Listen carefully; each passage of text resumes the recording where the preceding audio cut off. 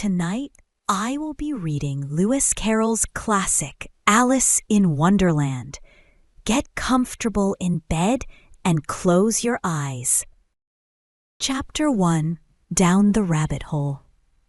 Alice was beginning to get very tired of sitting by her sister on the bank and of having nothing to do. Once or twice she had peeped into the book her sister was reading, but it had no pictures or conversations in it. And what is the use of a book, thought Alice, without pictures or conversation? So she was considering in her own mind, as well as she could, for the hot day made her feel very sleepy and stupid, whether the pleasure of making a daisy chain would be worth the trouble of getting up and picking the daisies, when suddenly a white rabbit with pink eyes ran close by her.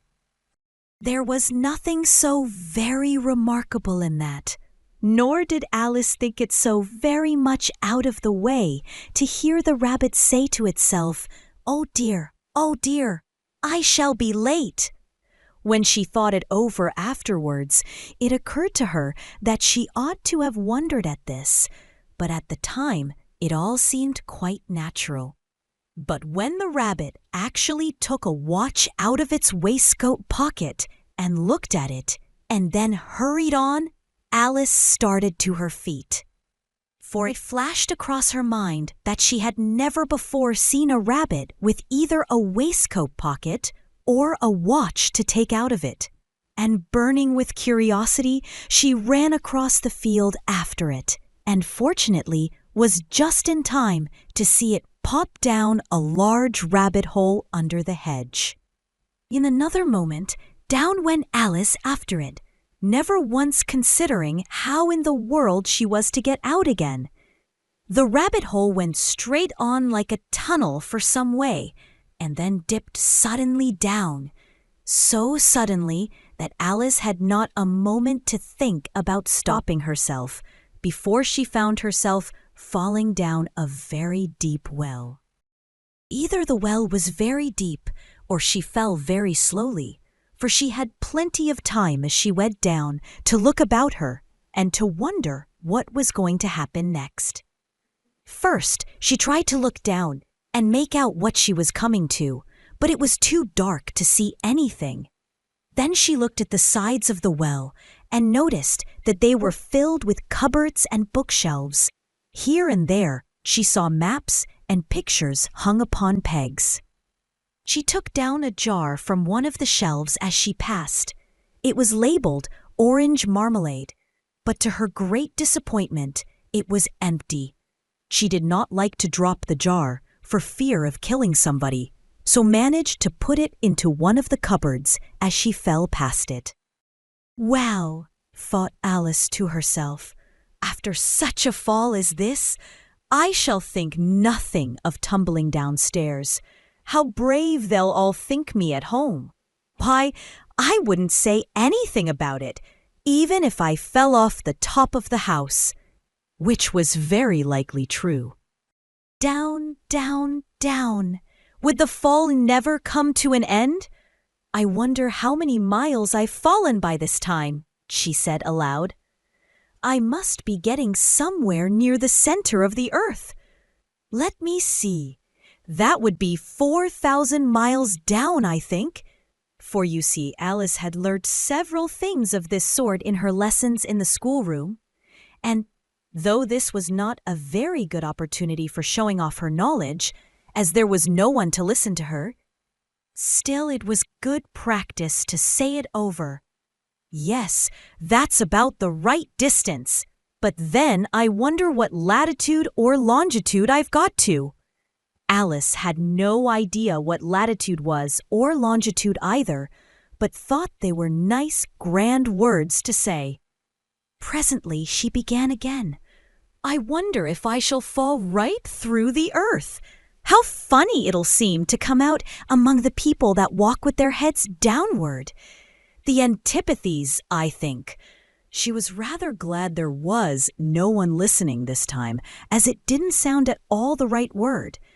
But I shall have to ask them what the name of the country is, you know. Please, ma'am, is this New Zealand or Australia? And she tried to curtsy as she spoke. Fancy curtsying as you're falling through the air. Do you think you could manage it? And what an ignorant little girl she'll think me for asking. No, it'll never do to ask. Perhaps I shall see it written up somewhere. Down, down, down.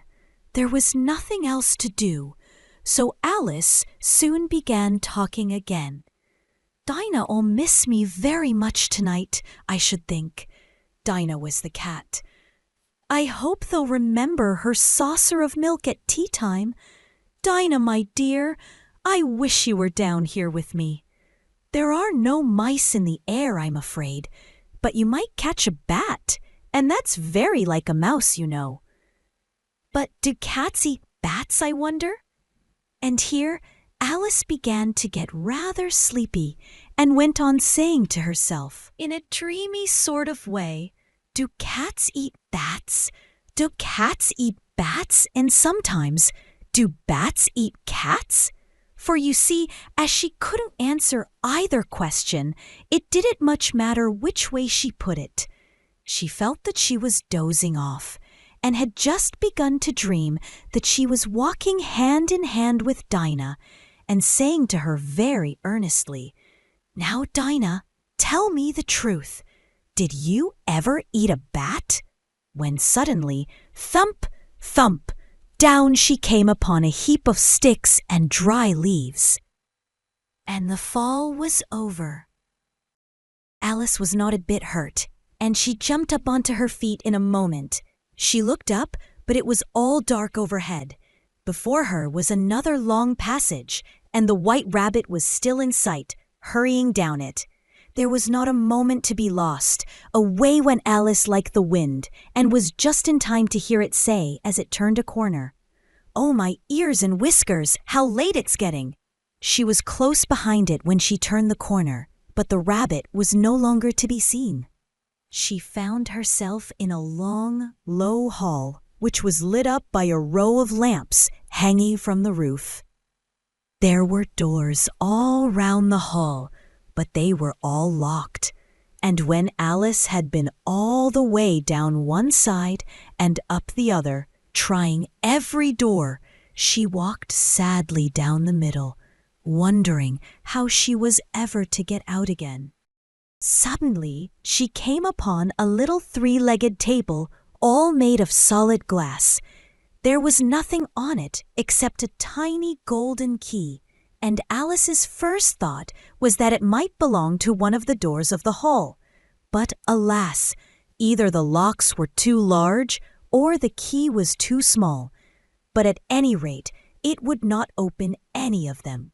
However, on the second time round, she came upon a low curtain she had not noticed before, and behind it was a little door about 15 inches high. She tried the little golden key in the lock, and to her great delight, it fitted. Alice opened the door and found that it led into a small passage, not much larger than a rat hole. She knelt down and looked along the passage into the loveliest garden you ever saw. How she longed to get out of that dark hall and wander about among those beds of bright flowers and those cool fountains. But she could not even get her head through the doorway. And even if my head would go through, thought poor Alice, it would be of very little use without my shoulders. Oh, how I wish I could shut up like a telescope. I think I could if I only know how to begin. For you see, so many out-of-the-way things had happened lately that Alice had begun to think that very few things indeed were really impossible. There seemed to be no use in waiting by the little door, so she went back to the table, half hoping she might find another key on it, or, at any rate, a book of rules for shutting people up like telescopes. This time she found a little bottle on it, which certainly was not here before, said Alice. and round the neck of the bottle was a paper label with the words "Drink Me" beautifully printed on it in large letters. It was all very well to say "Drink me," but the wise little Alice was not going to do that in a hurry. "No, I'll look first," she said, "and see whether it's marked poison or not." For she had read several nice little histories about children who had got burnt and eaten up by wild beasts and other unpleasant things, all because they would not remember the simple rules their friends had taught them, such as that a red-hot poker will burn you if you hold it too long, and that if you cut your finger very deeply with a knife, it usually bleeds. And she had never forgotten that if you drink much from a bottle marked poison, it is almost certain to disagree with you sooner or later. However, this bottle was not marked poison, so Alice ventured to taste it, and finding it very nice, it had in fact a sort of mixed flavor of cherry tart, custard, pineapple, roast turkey, toffee, and hot buttered toast. She very soon finished it off. "What a curious feeling," said Alice. "I must be shutting up like a telescope." And so it was indeed. She was now only 10 inches high, and her face brightened up at the thought that she was now the right size for going through the little door into that lovely garden. First, however, she waited for a few minutes to see if she was going to shrink any further. She felt a little nervous about this, for it might end, you know, said Alice to herself, in my going out altogether like a candle. I wonder what I should be like then. And she tried to fancy what the flame of a candle is like after the candle is blown out, for she could not remember ever having seen such a thing. After a while, finding that nothing more happened, she decided on going into the garden at once. But alas for poor Alice! When she got to the door, she found she had forgotten the little golden key. And when she went back to the table for it, she found she could not possibly reach it. She could see it quite plainly through the glass, and she tried her best to climb up one of the legs of the table. But it was too slippery, and when she had tired herself out with trying, the poor little thing sat down and cried. "Come! There's no use in crying like that," said Alice to herself, rather sharply. "I advise you to leave off this minute." She generally gave herself very good advice, though she very seldom followed it, and sometimes she scolded herself so severely as to bring tears into her eyes, and once she remembered trying to box her own ears for having cheated herself in a game of croquet she was playing against herself. For this curious child was very fond of pretending to be two people. But it's no use now, thought poor Alice, to pretend to be two people. Why, there's hardly enough of me left to make one respectable person. Soon her eye fell on a little glass box that was lying under the table. She opened it and found in it a very small cake on which the words "Eat me" were beautifully marked in currants. "Well, I'll eat it," said Alice, "and if it makes me grow larger, I can reach the key. And if it makes me grow smaller, I can creep under the door. So either way, I'll get into the garden, and I don't care which happens." She ate a little bit and said anxiously to herself, "Which way? Which way?" holding her hand on the top of her head to feel which way it was growing. And she was quite surprised to find that she remained the same size. To be sure, This generally happens when one eats cake. But Alice had got so much into the way of expecting nothing but out-of-the-way things to happen that it seemed quite dull and stupid for life to go on in the common way. So she set to work, and very soon finished off the cake. "Curiouser and curiouser," cried Alice. She was so much surprised that for the moment she quite forgot how to speak good English. "Now I'm opening out like the largest telescope that ever was. Goodbye, feet!" For when she looked down at her feet, they seemed to be almost out of sight. They were getting so far off. "Oh, my poor little feet! I wonder who will put on your shoes and stockings for you now, dears. I'm sure I shan't be able. I shall be a great deal too far off to trouble myself about you. You must manage the best way you can. But I must be kind to them," thought Alice, "or perhaps they won't walk the way I want to go. Let me see. I'll give them a new pair of boots every Christmas." And she went on planning to herself how she would manage it. They must go by the carrier, she thought, and how funny it'll seem sending presents to one's own feet. And how odd the directions will look. Alice's right foot ESQ, hearthrug, near the fender, with Alice's love. Oh dear, what nonsense I'm talking. Just then her head struck against the roof of the hall. In fact, she was now more than 9 feet high, and she at once took up the little golden key and hurried off to the garden door. Poor Alice! It was as much as she could do, lying down on one side, to look through into the garden with one eye. But to get through was more hopeless than ever. She sat down and began to cry again.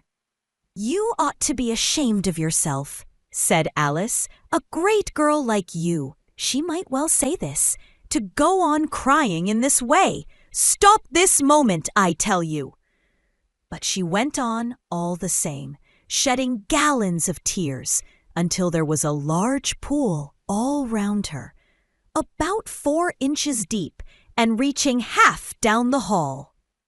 After a time, she heard a little pattering of feet in the distance, and she hastily dried her eyes to see what was coming. It was the White Rabbit returning, splendidly dressed, with a pair of white kid gloves in one hand and a large fan in the other. He came trotting along in a great hurry, muttering to himself as he came, "Oh, the Duchess! The Duchess! Oh, won't she be savage if I've kept her waiting?" Alice felt so desperate that she was ready to ask help of anyone. So, when the rabbit came near her, she began in a low, timid voice, "If you please, sir." The rabbit started violently, dropped the white kid gloves and the fan, and scurried away into the darkness as hard as he could go.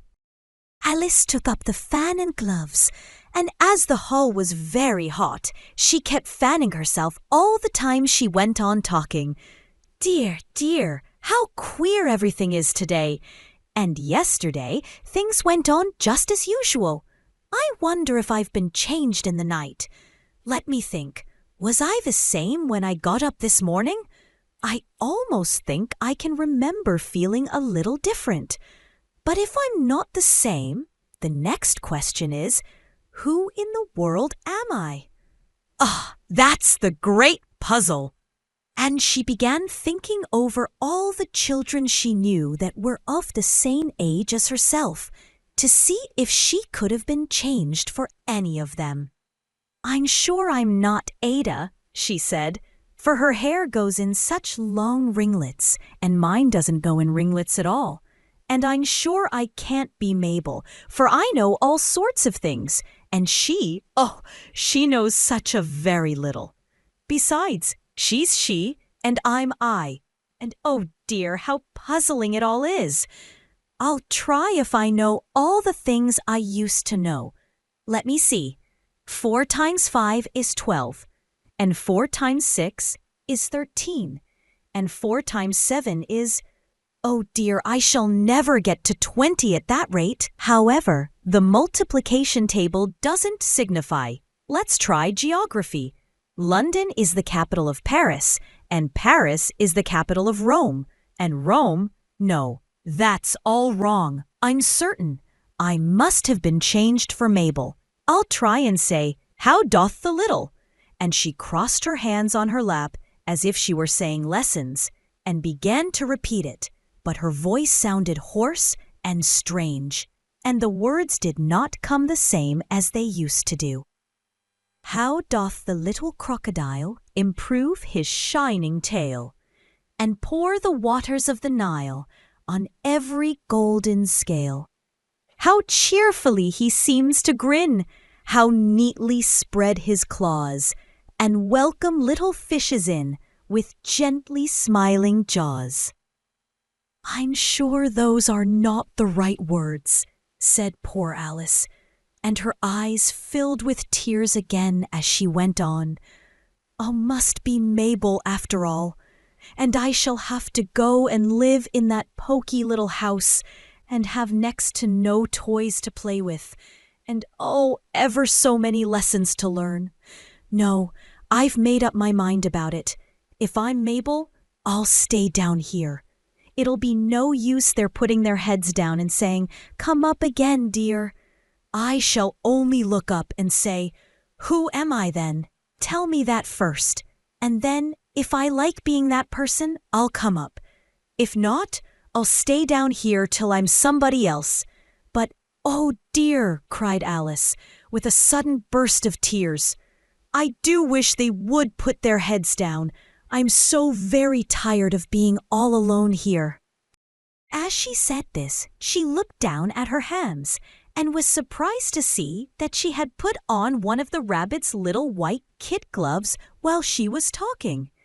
How can I have done that? She thought. I must be growing small again. She got up and went to the table to measure herself by it, and found that, as nearly as she could guess, she was now about 2 feet high, and was going on shrinking rapidly. She soon found out that the cause of this was the fan she was holding, and she dropped it hastily, just in time to avoid shrinking away altogether. That was a narrow escape, said Alice, a good deal frightened at the sudden change, but very glad to find herself still in existence. And now for the garden! And she ran with all speed back to the little door. But alas, the little door was shut again, and the little golden key was lying on the glass table as before. And things are worse than ever, thought the poor child, for I never was so small as this before. Never! And I declare it's too bad that it is. As she said these words, her foot slipped, and in another moment, splash! She was up to her chin in salt water. Her first idea was that she had somehow fallen into the sea. And in that case, I can go back by railway, she said to herself. Alice had been to the seaside once in her life, and had come to the general conclusion that wherever you go to on the English coast, you find a number of bathing machines in the sea, some children digging in the sand with wooden spades, then a row of lodging houses, and behind them a railway station. However, she soon made out that she was in the pool of tears which she had wept when she was 9 feet high. I wish I hadn't cried so much, said Alice, as she swam about, trying to find her way out. I shall be punished for it now, I suppose, by being drowned in my own tears. That will be a queer thing, to be sure. However, everything is queer today. Just then, she heard something splashing about in the pool a little way off, and she swam nearer to make out what it was. At first, she thought it must be a walrus or hippopotamus, But then she remembered how small she was now, and she soon made out that it was only a mouse that had slipped in like herself. Would it be of any use, now, thought Alice, to speak to this mouse? Everything is so out of the way down here that I should think very likely it can talk. At any rate, there's no harm in trying. So she began. "Oh, Mouse, do you know the way out of this pool? I am very tired of swimming about here, oh Mouse." Alice thought this must be the right way of speaking to a mouse. She had never done such a thing before, but she remembered having seen in her brother's Latin grammar, "A mouse, of a mouse, to a mouse, a mouse, oh mouse." The mouse looked at her rather inquisitively and seemed to her to wink with one of its little eyes, but it said nothing. "Perhaps it doesn't understand English," thought Alice. "I dare say it's a French mouse come over with William the Conqueror." For with all her knowledge of history, Alice had no very clear notion how long ago anything had happened. So she began again, "Où est ma chatte?" which was the first sentence in her French lesson book. The mouse gave a sudden leap out of the water and seemed to quiver all over with fright. "Oh, I beg your pardon," cried Alice hastily, afraid that she had hurt the poor animal's feelings. "I quite forgot you didn't like cats." "Not like cats?" cried the mouse in a shrill, passionate voice. "Would you like cats if you were me?" "Well, perhaps not," said Alice in a soothing tone. "Don't be angry about it. And yet I wish I could show you our cat Dinah. I think you'd take a fancy to cats if you could only see her. She is such a dear, quiet thing," Alice went on, half to herself, as she swam lazily about in the pool. "And she sits purring so nicely by the fire, licking her paws and washing her face, and she is such a nice soft thing to nurse, and she's such a capital one for catching mice." "Oh, I beg your pardon," cried Alice again, for this time the mouse was bristling all over, and she felt certain it must be really offended. "We won't talk about her any more if you'd rather not." "We indeed," cried the mouse, who was trembling down to the end of his tail. "As if I would talk on such a subject! Our family always hated cats. Nasty, low, vulgar things. Don't let me hear the name again." "I won't indeed," said Alice, in a great hurry to change the subject of conversation. Are you fond of dogs?" The mouse did not answer, so Alice went on eagerly. "There is such a nice little dog near our house I should like to show you. A little bright-eyed terrier, you know, with such long, curly brown hair. And it'll fetch things when you throw them. And it'll sit up and beg for its dinner, and all sorts of things. I can't remember half of them. And it belongs to a farmer, you know. And he says it's so useful, it's worth £100. He says it kills all the rats, and—" "Oh dear," cried Alice in a sorrowful tone. "I'm afraid I've offended it again." For the mouse was swimming away from her as hard as it could go, and making quite a commotion in the pool as it went. So she called softly after it, "Mouse dear, do come back again, and we won't talk about cats or dogs either, if you don't like them." When the mouse heard this, it turned round and swam slowly back to her. Its face was quite pale, with passion, Alice thought, and it said in a low, trembling voice, "Let us get to the shore, and then I'll tell you my history, and you'll understand why it is I hate cats and dogs." It was high time to go, for the pool was getting quite crowded with the birds and animals that had fallen into it. There were a duck and a dodo, a lory and an eaglet, and several other curious creatures. Alice led the way, and the whole party swam to the shore. They were indeed a queer-looking party that assembled on the bank. The birds with draggled feathers, the animals with their fur clinging close to them, and all dripping wet, cross, and uncomfortable.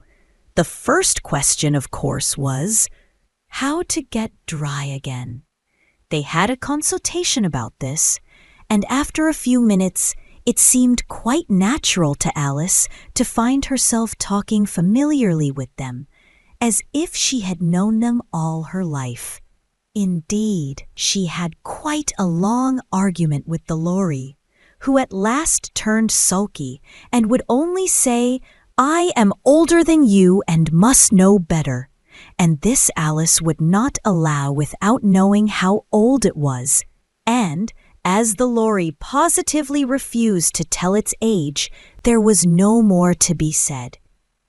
At last the mouse, who seemed to be a person of authority among them, called out, "Sit down, all of you, and listen to me.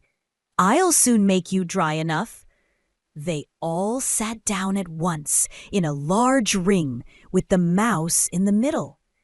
Alice kept her eyes anxiously fixed on it, for she felt sure she would catch a bad cold if she did not get dry very soon. "Ahem," said the mouse with an important air. "Are you all ready? This is the driest thing I know. Silence all round, if you please. William the Conqueror, whose cause was favored by the Pope, was soon submitted to by the English, who wanted leaders and had been of late much accustomed to usurpation and conquest. Edwin and Morcar, the Earls of Mercia and Northumbria." "Ah," said the Lory, with a shiver. "I beg your pardon," said the mouse, frowning, but very politely. "Did you speak?" "Not I," said the Lory hastily. "I thought you did," said the mouse. "I proceed. Edwin and Morcar, the Earls of Mercia and Northumbria, declared for him, and even Stigand, the patriotic Archbishop of Canterbury, found it advisable." "Found what?" said the duck. "Found it," the mouse replied rather crossly. "Of course you know what it means." "I know what it means well enough when I find a thing," said the duck. "It's generally a frog or a worm. The question is, what did the Archbishop find?" The mouse did not notice this question, but hurriedly went on. "Found it advisable to go with Edgar Atheling to meet William and offer him the crown. William's conduct at first was moderate, but the insolence of his Normans. How are you getting on now, my dear?" it continued, turning to Alice as it spoke. "As wet as ever," said Alice in a melancholy tone. "It doesn't seem to dry me at all."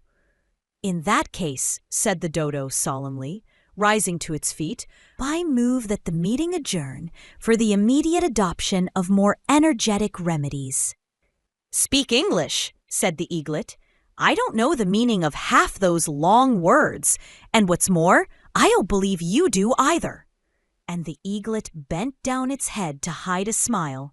Some of the other birds tittered audibly. "What I was going to say," said the dodo in an offended tone, "was that the best thing to get us dry would be a caucus race." "What is a caucus race?" said Alice. Not that she wanted much to know, but the dodo had paused, as if it thought that somebody ought to speak, and no one else seemed inclined to say anything. "Why," said the dodo, "the best way to explain it is to do it. And as you might like to try the thing yourself some winter day, I will tell you how the dodo managed it." First, it marked out a race course in a sort of circle. The exact shape doesn't matter, it said, and then all the party were placed along the course, here and there. There was no 1, 2, 3, and away. But they began running when they liked and left off when they liked, so that it was not easy to know when the race was over. However, when they had been running half an hour or so and were quite dry again, the dodo suddenly called out, "The race is over." And they all crowded round it, panting and asking, "But who has won?"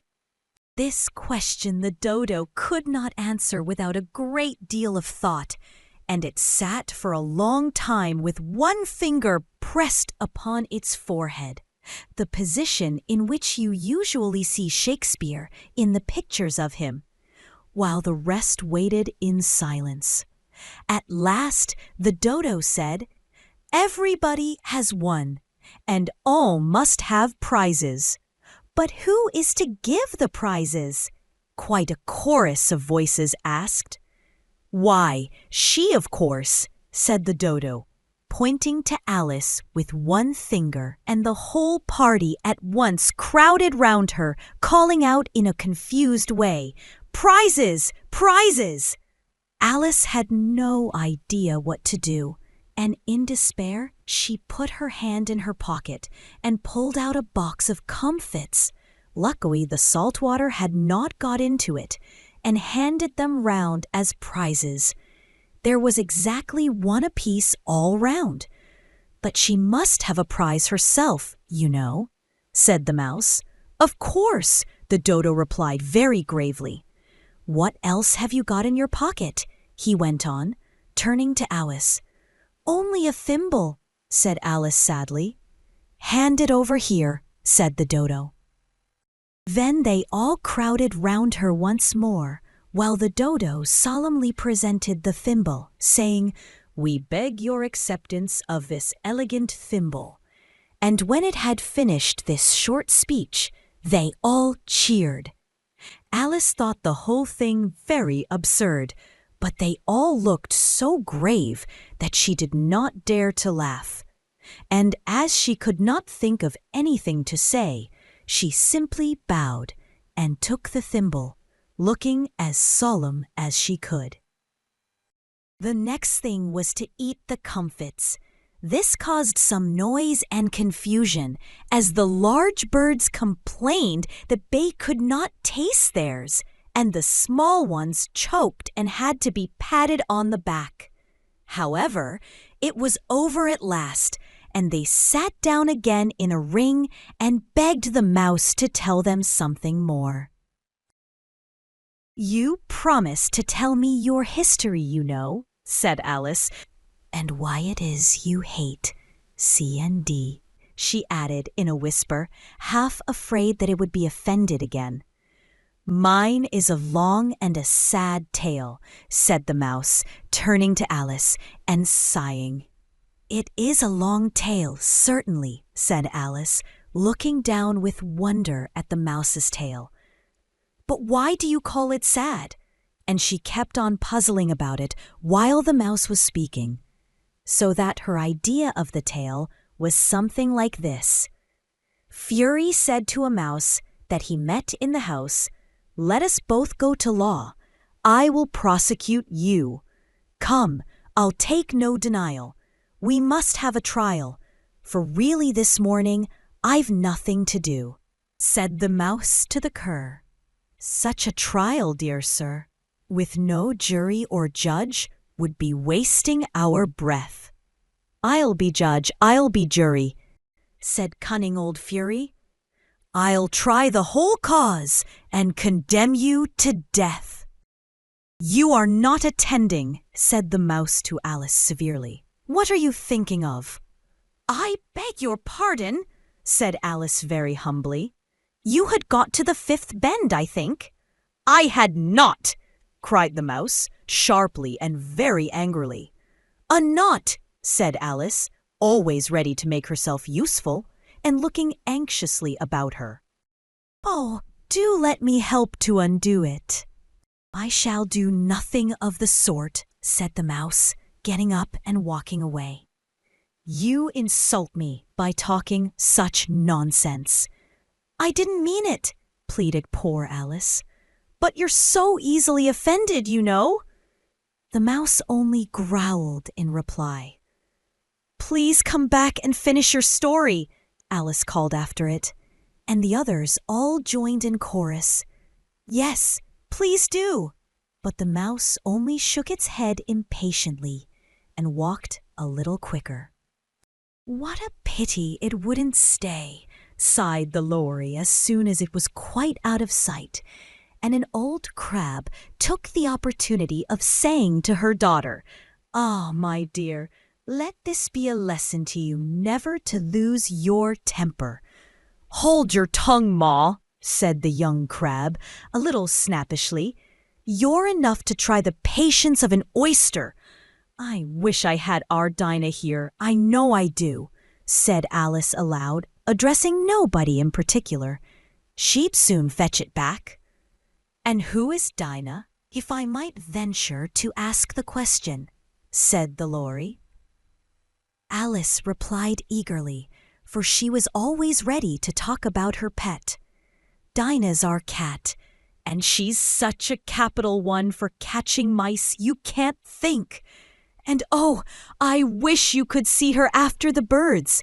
Why, she'll eat a little bird as soon as look at it." This speech caused a remarkable sensation among the party.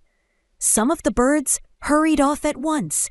One, the old magpie, began wrapping itself up very carefully, remarking, "I really must be getting home. The night air doesn't suit my throat." And a canary called out in a trembling voice to its children, "Come away, my dears. It's high time you were all in bed." On various pretexts they all moved off, and Alice was soon left alone. "I wish I hadn't mentioned Dinah," she said to herself in a melancholy tone. "Nobody seems to like her down here, and I'm sure she's the best cat in the world. Oh, my dear Dinah, I wonder if I shall ever see you any more." And here poor Alice began to cry again, for she felt very lonely and low-spirited. In a little while, however, she again heard a little pattering of footsteps in the distance, and she looked up eagerly, half hoping that the mouse had changed his mind and was coming back to finish his story. It was the White Rabbit, trotting slowly back again and looking anxiously about as it went, as if it had lost something. And she heard it muttering to itself, "The Duchess! The Duchess! Oh, my dear paws! Oh, my fur and whiskers! She'll get me executed, as sure as ferrets are ferrets. Where can I have dropped them, I wonder?" Alice guessed in a moment that it was looking for the fan and the pair of white kid gloves, and she very good-naturedly began hunting about for them, but they were nowhere to be seen. Everything seemed to have changed since her swim in the pool, and the great hall, with the glass table and the little door, had vanished completely. Very soon the rabbit noticed Alice as she went hunting about, and called out to her in an angry tone, "Why, Mary Ann, what are you doing out here? Run home this moment and fetch me a pair of gloves and a fan. Quick now." And Alice was so much frightened that she ran off at once in the direction it pointed to, without trying to explain the mistake it had made. "He took me for his housemaid," she said to herself as she ran. "How surprised he'll be when he finds out who I am. But I'd better take him his fan and gloves, that is, if I can find them." As she said this, she came upon a neat little house, on the door of which was a bright brass plate with the name W. Rabbit engraved upon it. She went in without knocking and hurried upstairs in great fear lest she should meet the real Mary Ann and be turned out of the house before she had found the fan and gloves. "How queer it seems," Alice said to herself, "to be going messages for a rabbit. I suppose Dinah'll be sending me on messages next." And she began fancying the sort of thing that would happen. Miss Alice, come here directly and get ready for your walk. Coming in a minute, nurse, but I've got to see that the mouse doesn't get out. Only I don't think, Alice went on, that they've let Dinah stop in the house if it began ordering people about like that. By this time, she had found her way into a tidy little room with a table in the window, and on it, as she had hoped, a fan and 2 or 3 pairs of tiny white kid gloves. She took up the fan and a pair of the gloves and was just going to leave the room when her eye fell upon a little bottle that stood near the looking-glass. There was no label this time with the words, "Drink me," but nevertheless, she uncorked it and put it to her lips. "I know something interesting is sure to happen," she said to herself, "whenever I eat or drink anything. So I'll just see what this bottle does. I do hope it'll make me grow large again, for really I'm quite tired of being such a tiny little thing." It did so indeed, and much sooner than she had expected. Before she had drunk half the bottle, she found her head pressing against the ceiling and had to stoop to save her neck from being broken. She hastily put down the bottle, saying to herself, "That's quite enough. I hope I shan't grow any more. As it is, I can't get out at the door. I do wish I hadn't drunk quite so much." Alas! It was too late to wish that. She went on growing and very soon had to kneel down on the floor. In another minute, there was not even room for this, and she tried the effect of lying down with one elbow against the door and the other arm curled round her head. Still she went on growing, and as a last resource, she put one arm out of the window and one foot up the chimney and said to herself, "Now I can do no more, whatever happens. What will become of me?" Luckily for Alice, the little magic bottle had now had its full effect, and she grew no larger. Still, it was very uncomfortable. And as there seemed to be no sort of chance of her ever getting out of the room again, no wonder she felt unhappy. It was much pleasanter at home, thought poor Alice, when one wasn't always growing larger and smaller and being ordered about by mice and rabbits. I almost wish I hadn't gone down that rabbit hole. And yet, it's rather curious, you know, this sort of life. I do wonder what can have happened to me. When I used to read fairy tales, I fancied that kind of thing never happened. And now, here I am in the middle of one. There ought to be a book written about me. That there ought. And when I grow up, I'll write one. But I'm grown up now, she added in a sorrowful tone. At least there's no room to grow up any more here. But then, thought Alice, shall I never get any older than I am now? That'll be a comfort, one way, never to be an old woman, but then always to have lessons to learn. Oh, I shouldn't like that.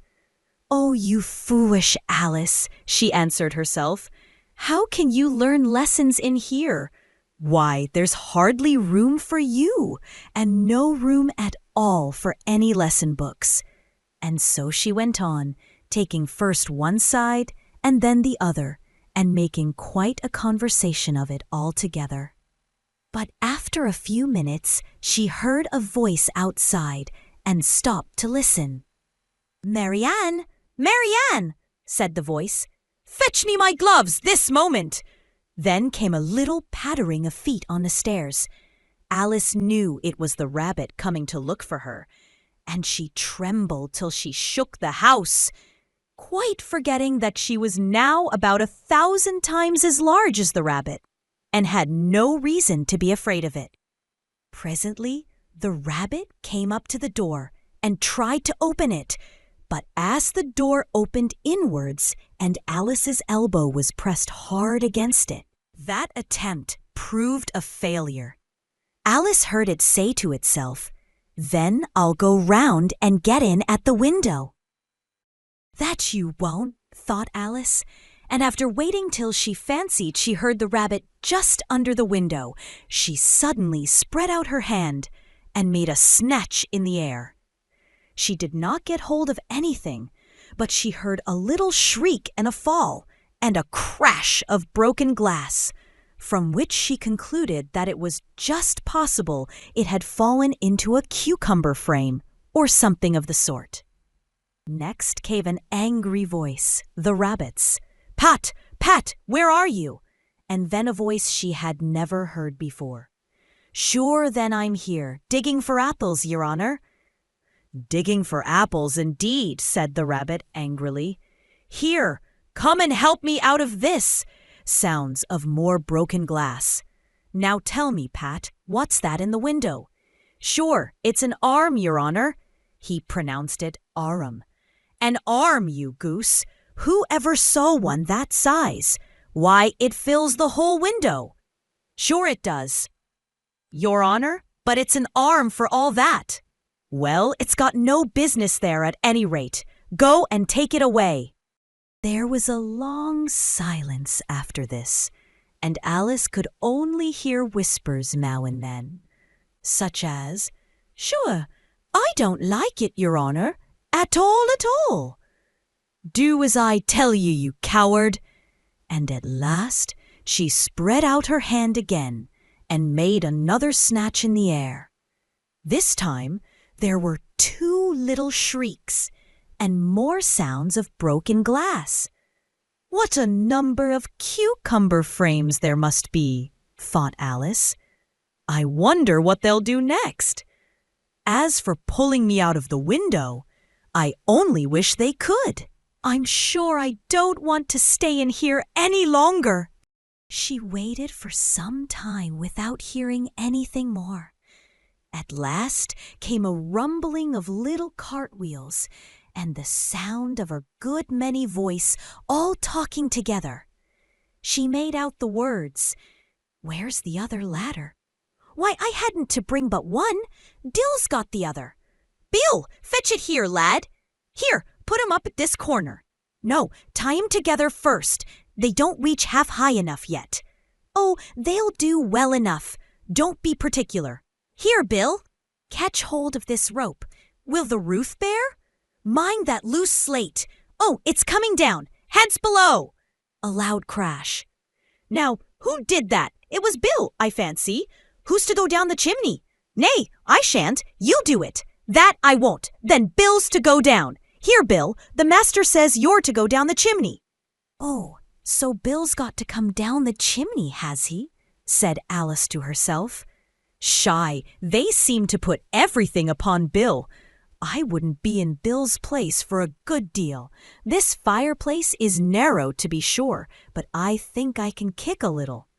She drew her foot as far down the chimney as she could and waited till she heard a little animal, she couldn't guess of what sort it was, scratching and scrambling about in the chimney close above her.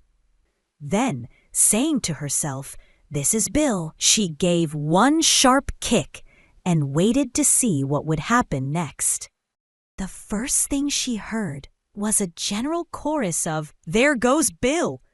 Then the rabbit's voice along, "Catch him, you by the hedge." Then silence, and then another confusion of voices. "Hold up his head. Brandy now. Don't choke him. How was it, old fellow? What happened to you? Tell us all about it." Last came a little feeble, squeaking voice. "That's Bill," thought Alice.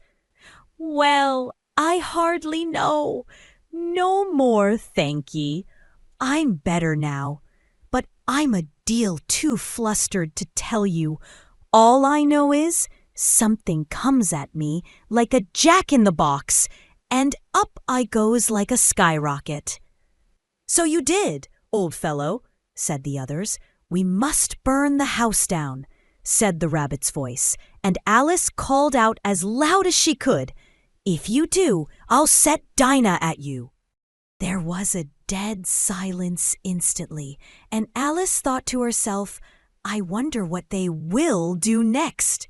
If they had any sense, they'd take the roof off."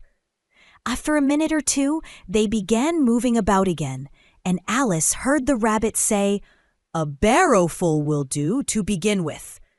A barrowful of what? thought Alice. But she had not long to doubt, for the next moment a shower of little pebbles came rattling in at the window, and some of them hit her in the face. "I'll put a stop to this," she said to herself, and shouted out, "You'd better not do that again," which produced another dead silence. Alice noticed with some surprise that the pebbles were all turning into little cakes as they lay on the floor.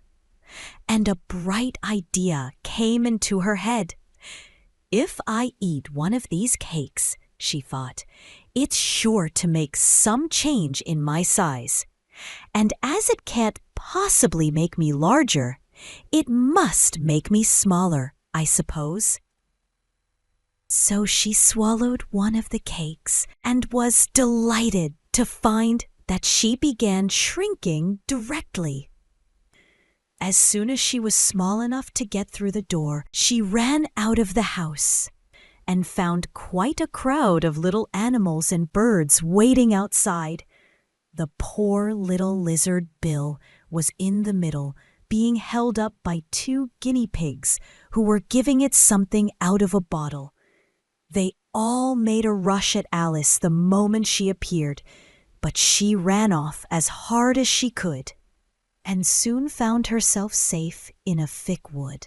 "The first thing I've got to do," said Alice to herself, as she wandered about in the wood, "is to grow to my right size again, and the second thing is to find my way into that lovely garden. I think that will be the best plan." It sounded an excellent plan, no doubt, and very neatly and simply arranged. The only difficulty was that she had not the smallest idea how to set about it. And while she was peering about anxiously among the trees, a little sharp bark just over her head made her look up in a great hurry. An enormous puppy was looking down at her with large, round eyes and feebly stretching out one paw, trying to touch her. "Poor little thing," said Alice in a coaxing tone, and she tried hard to whistle to it, but she was terribly frightened all the time at the thought that it might be hungry, in which case it would be very likely to eat her up in spite of all her coaxing.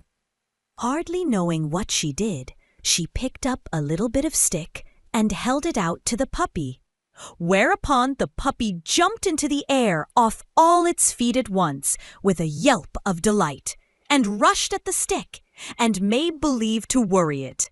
Then Alice dodged behind a great thistle to keep herself from being run over. And the moment she appeared on the other side, the puppy made another rush at the stick and tumbled head over heels in its hurry to get hold of it. Then Alice, thinking it was very like having a game of play with a cart horse, and expecting every moment to be trampled under its feet, ran round the thistle again. Then the puppy began a series of short charges at the stick, running a very little way forwards each time and a long way back, and barking hoarsely all the while, till at last it sat down a good way off, panting, with its tongue hanging out of its mouth and its great eyes half shut. This seemed to Alice a good opportunity for making her escape, so she set off at once and ran till she was quite tired and out of breath, until the puppy's bark sounded quite faint in the distance. "And yet what a dear little puppy it was," said Alice, as she leant against a buttercup to rest herself and fanned herself with one of the leaves. "I should have liked teaching it tricks very much, if I'd only been the right size to do it. Oh dear, I'd nearly forgotten that I've got to grow up again. Let me see, how is it to be managed? I suppose I ought to eat or drink something or other, but the great question is, what?" The great question certainly was, what? Alice looked all round her at the flowers and the blades of grass, but she did not see anything that looked like the right thing to eat or drink under the circumstances. There was a large mushroom growing near her, about the same height as herself, and when she had looked under it, and on both sides of it, and behind it, it occurred to her that she might as well look and see what was on the top of it. She stretched herself up on tiptoe and peeped over the edge of the mushroom, and her eyes immediately met those of a large caterpillar that was sitting on the top with its arms folded, quietly smoking a long hookah and taking not the smallest notice of her or of anything else. The caterpillar and Alice looked at each other for some time in silence. At last, the caterpillar took the hookah out of its mouth and addressed her in a languid, sleepy voice. "Who are you?" said the caterpillar. This was not an encouraging opening for a conversation. Alice replied rather shyly, I hardly know, sir, just at present. At least I know who I was when I got up this morning, but I think I must have been changed several times since then." "What do you mean by that?" said the caterpillar sternly. "Explain yourself." "I can't explain myself, I'm afraid, sir," said Alice, "because I'm not myself, you see." "I don't see," said the caterpillar. "I'm afraid I can't put it more clearly," Alice replied very politely, "for I can't understand it myself to begin with, and being so many different sizes in a day is very confusing." "It isn't," said the caterpillar. "Well, perhaps you haven't found it so yet," said Alice, "but when you have to turn into a chrysalis, you will some day, you know, and then after that into a butterfly, I should think. You'll feel it a little queer, won't you?" "Not a bit," said the caterpillar. "Well, perhaps your feelings may be different," said Alice. "All I know is it would feel very queer to me." "You," said the caterpillar contemptuously. "Who are you?" Which brought them back again to the beginning of the conversation. Alice felt a little irritated at the caterpillar's making such very short remarks, and she drew herself up and said very gravely, "I think you ought to tell me who you are first." "Why?" said the caterpillar. Here was another puzzling question, and as Alice could not think of any good reason, and as the caterpillar seemed to be in a very unpleasant state of mind, she turned away. "Come back," the caterpillar called after her. "I've something important to say." This sounded promising, certainly. Alice turned and came back again. "Keep your temper," said the caterpillar. "Is that all?" said Alice, swallowing down her anger as well as she could. "No," said the caterpillar.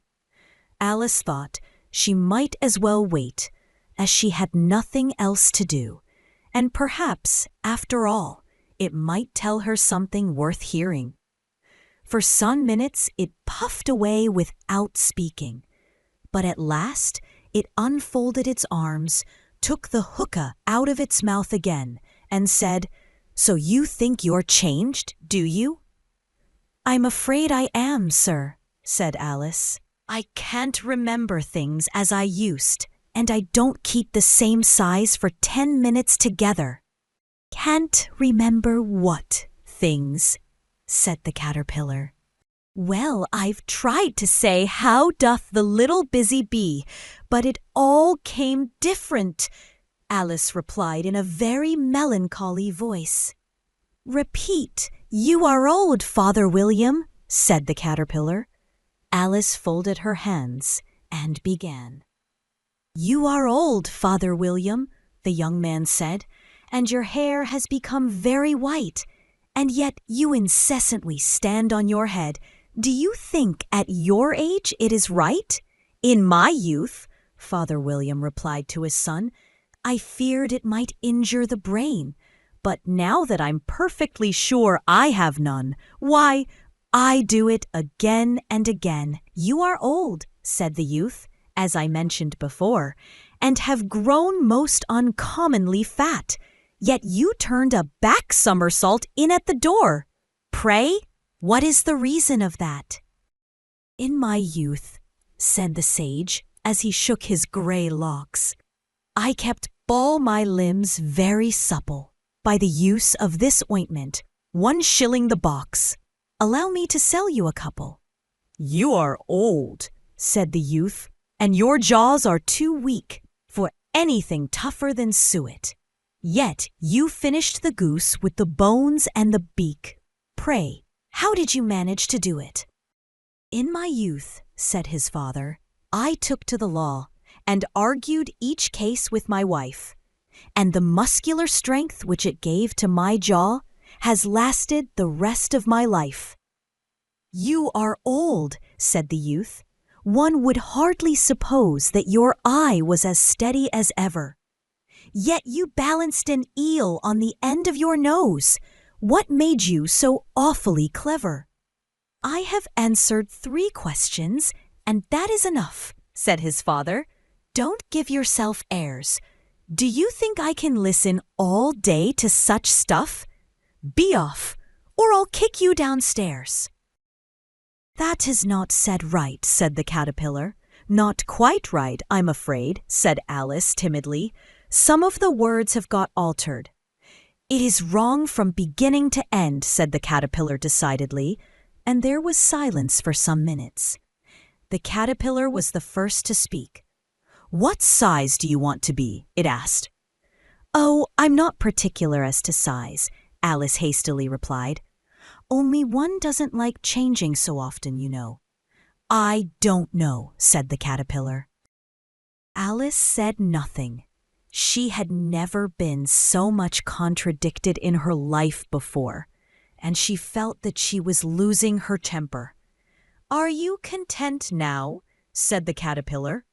Well, I should like to be a little larger, sir, if you wouldn't mind, said Alice. 3 inches is such a wretched height to be. It is a very good height indeed, said the caterpillar angrily, rearing itself upright as it spoke. It was exactly 3 inches high. But I'm not used to it, pleaded poor Alice in a piteous tone. And she thought of herself, I wish the creatures wouldn't be so easily offended. You'll get used to it in time, said the caterpillar, and it put the hookah into its mouth and began smoking again. This time Alice waited patiently until it chose to speak again. In a minute or two, the caterpillar took the hookah out of its mouth and yawned once or twice and shook itself. Then it got down off the mushroom and crawled away in the grass, merely remarking as it went, one side will make you grow taller and the other side will make you grow shorter. One side of what? The other side of what? Thought Alice to herself. Of the mushroom, said the caterpillar, just as if she had asked it aloud, and in another moment it was out of sight. Alice remained looking thoughtfully at the mushroom for a minute, trying to make out which were the 2 sides of it. And as it was perfectly round, she found this a very difficult question. However, at last she stretched her arms round it as far as they would go and broke off a bit of the edge with each hand. And now which is which? she said to herself, and nibbled a little of the right hand bit to try the effect. The next moment she felt a violent blow underneath her chin. It had struck her foot. She was a good deal frightened by this very sudden change, but she felt that there was no time to be lost, as she was shrinking rapidly. So she set to work at once to eat some of the other bit. Her chin was pressed so closely against her foot that there was hardly room to open her mouth. But she did it at last and managed to swallow a morsel of the left-hand bit. "Come, my head's free at last," said Alice in a tone of delight, which changed into alarm in another moment, when she found that her shoulders were nowhere to be found. All she could see when she looked down was an immense length of neck, which seemed to rise like a stalk out of a sea of green leaves that lay far below her. "What can all that green stuff be?" said Alice. "And where have my shoulders got to? And oh, my poor hands, how is it I can't see you?" She was moving them about as she spoke, but no result seemed to follow, except a little shaking among the distant green leaves. As there seemed to be no chance of getting her hands up to her head, she tried to get her head down to them, and was delighted to find that her neck would bend about easily in any direction, like a serpent. She had just succeeded in curving it down into a graceful zigzag, and was going to dive in among the leaves, which she found to be nothing but the tops of the trees under which she had been wandering, when a sharp hiss made her draw back in a hurry. A large pigeon had flown into her face and was beating her violently with its wings. "Serpent!" screamed the pigeon. "I'm not a serpent," said Alice indignantly. "Let me alone." "Serpent, I say again," repeated the pigeon, but in a more subdued tone, and added with a kind of sob, "I've tried every way, and nothing seems to suit them." "I haven't the least idea what you're talking about," said Alice. "I've tried the roots of trees, and I've tried banks, and I've tried hedges," the pigeon went on, without attending to her. "But those serpents, there's no pleasing them." Alice was more and more puzzled, but she thought there was no use in saying anything more till the pigeon had finished. "As if it wasn't trouble enough hatching the eggs," said the pigeon, "but I must be on the lookout for serpents night and day. Why, I haven't had a wink of sleep these 3 weeks." "I'm very sorry you've been annoyed," said Alice, who was beginning to see its meaning. "And just as I'd taken the highest tree in the wood," continued the pigeon, raising its voice to a shriek, "and just as I was thinking I should be free of them at last, they must needs come wriggling down from the sky. Ugh, serpent!" "But I'm not a serpent, I tell you," said Alice. I'm a... "Well, what are you?" said the pigeon. "I can see you're trying to invent something." I'm a little girl," said Alice, rather doubtfully, as she remembered the number of changes she had gone through that day. "A likely story indeed," said the pigeon in a tone of the deepest contempt. "I've seen a good many little girls in my time, but never one with such a neck as that. No, you're a serpent, and there's no use denying it. I suppose you'll be telling me next that you never tasted an egg." "I have tasted eggs, certainly," said Alice, who was a very truthful child. "But little girls eat eggs quite as much as serpents do, you know." "I don't believe it," said the pigeon. "But if they do, why then they're a kind of serpent. That's all I can say." This was such a new idea to Alice that she was quite silent for a minute or two, which gave the pigeon the opportunity of adding, "You're looking for eggs. I know that well enough. And what does it matter to me whether you're a little girl or a serpent?" "It matters a good deal to me," said Alice hastily. "But I'm not looking for eggs as it happens. And if I was, I shouldn't want yours. I don't like them raw." "Well, be off then," said the pigeon in a sulky tone, as it settled down again into its nest. Alice crouched down among the trees as well as she could, for her neck kept getting entangled among the branches, and every now and then she had to stop and untwist it. After a while, she remembered that she still held the pieces of mushroom in her hands, and she set to work very carefully, nibbling first at one and then at the other, and growing sometimes taller and sometimes shorter, until she had succeeded in bringing herself down to her usual height. It was so long since she had been anything near the right size that it felt quite strange at first, but she got used to it in a few minutes and began talking to herself, as usual. "Come, there's half my plan done now. How puzzling all these changes are! I'm never sure what I'm going to be from one minute to another. However, I've got back to my right size. The next thing is to get into that beautiful garden. How is that to be done, I wonder?" As she said this, she came suddenly upon an open place with a little house in it about 4 feet high. "Whoever lives there," thought Alice, "it'll never do to come upon them this size. Why, I should frighten them out of their wits." So she began nibbling at the right-hand bit again, and did not venture to go near the house till she had brought herself down to 9 inches high. For a minute or two she stood looking at the house and wondering what to do next, when suddenly a footman in livery came running out of the wood. She considered him to be a footman because he was in livery.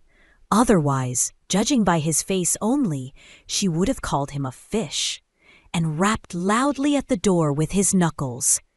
It was opened by another footman in livery, with a round face and large eyes like a frog. And both footmen, Alice noticed, had powdered hair that curled all over their heads.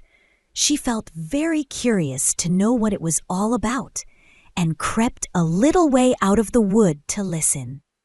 The fish footman began by producing from under his arm a great letter nearly as large as himself, and this he handed over to the other, saying in a solemn tone, "For the Duchess," an invitation from the Queen to play croquet.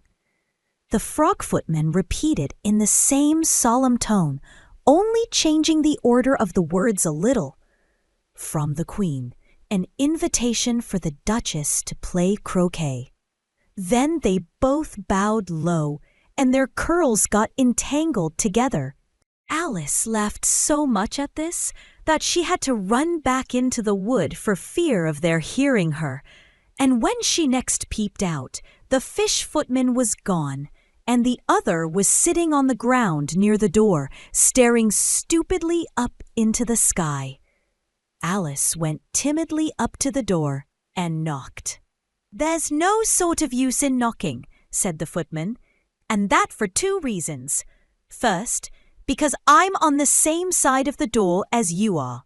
Secondly, because they're making such a noise inside, no one could possibly hear you." And certainly there was a most extraordinary noise going on within, a constant howling and sneezing, and every now and then a great crash, as if a dish or kettle had been broken to pieces. "Please then," said Alice, "how am I to get in?" "There might be some sense in your knocking," the footman went on without attending to her, "if we had the door between us. For instance, if you were inside, you might knock, and I could let you out, you know."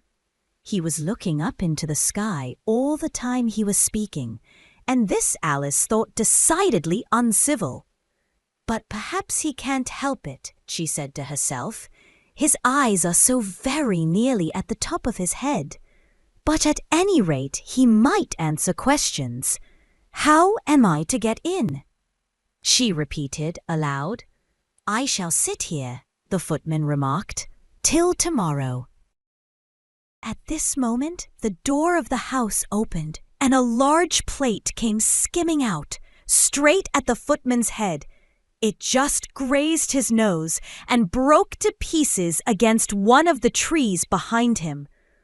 "Or next day, maybe," the footman continued in the same tone, exactly as if nothing had happened.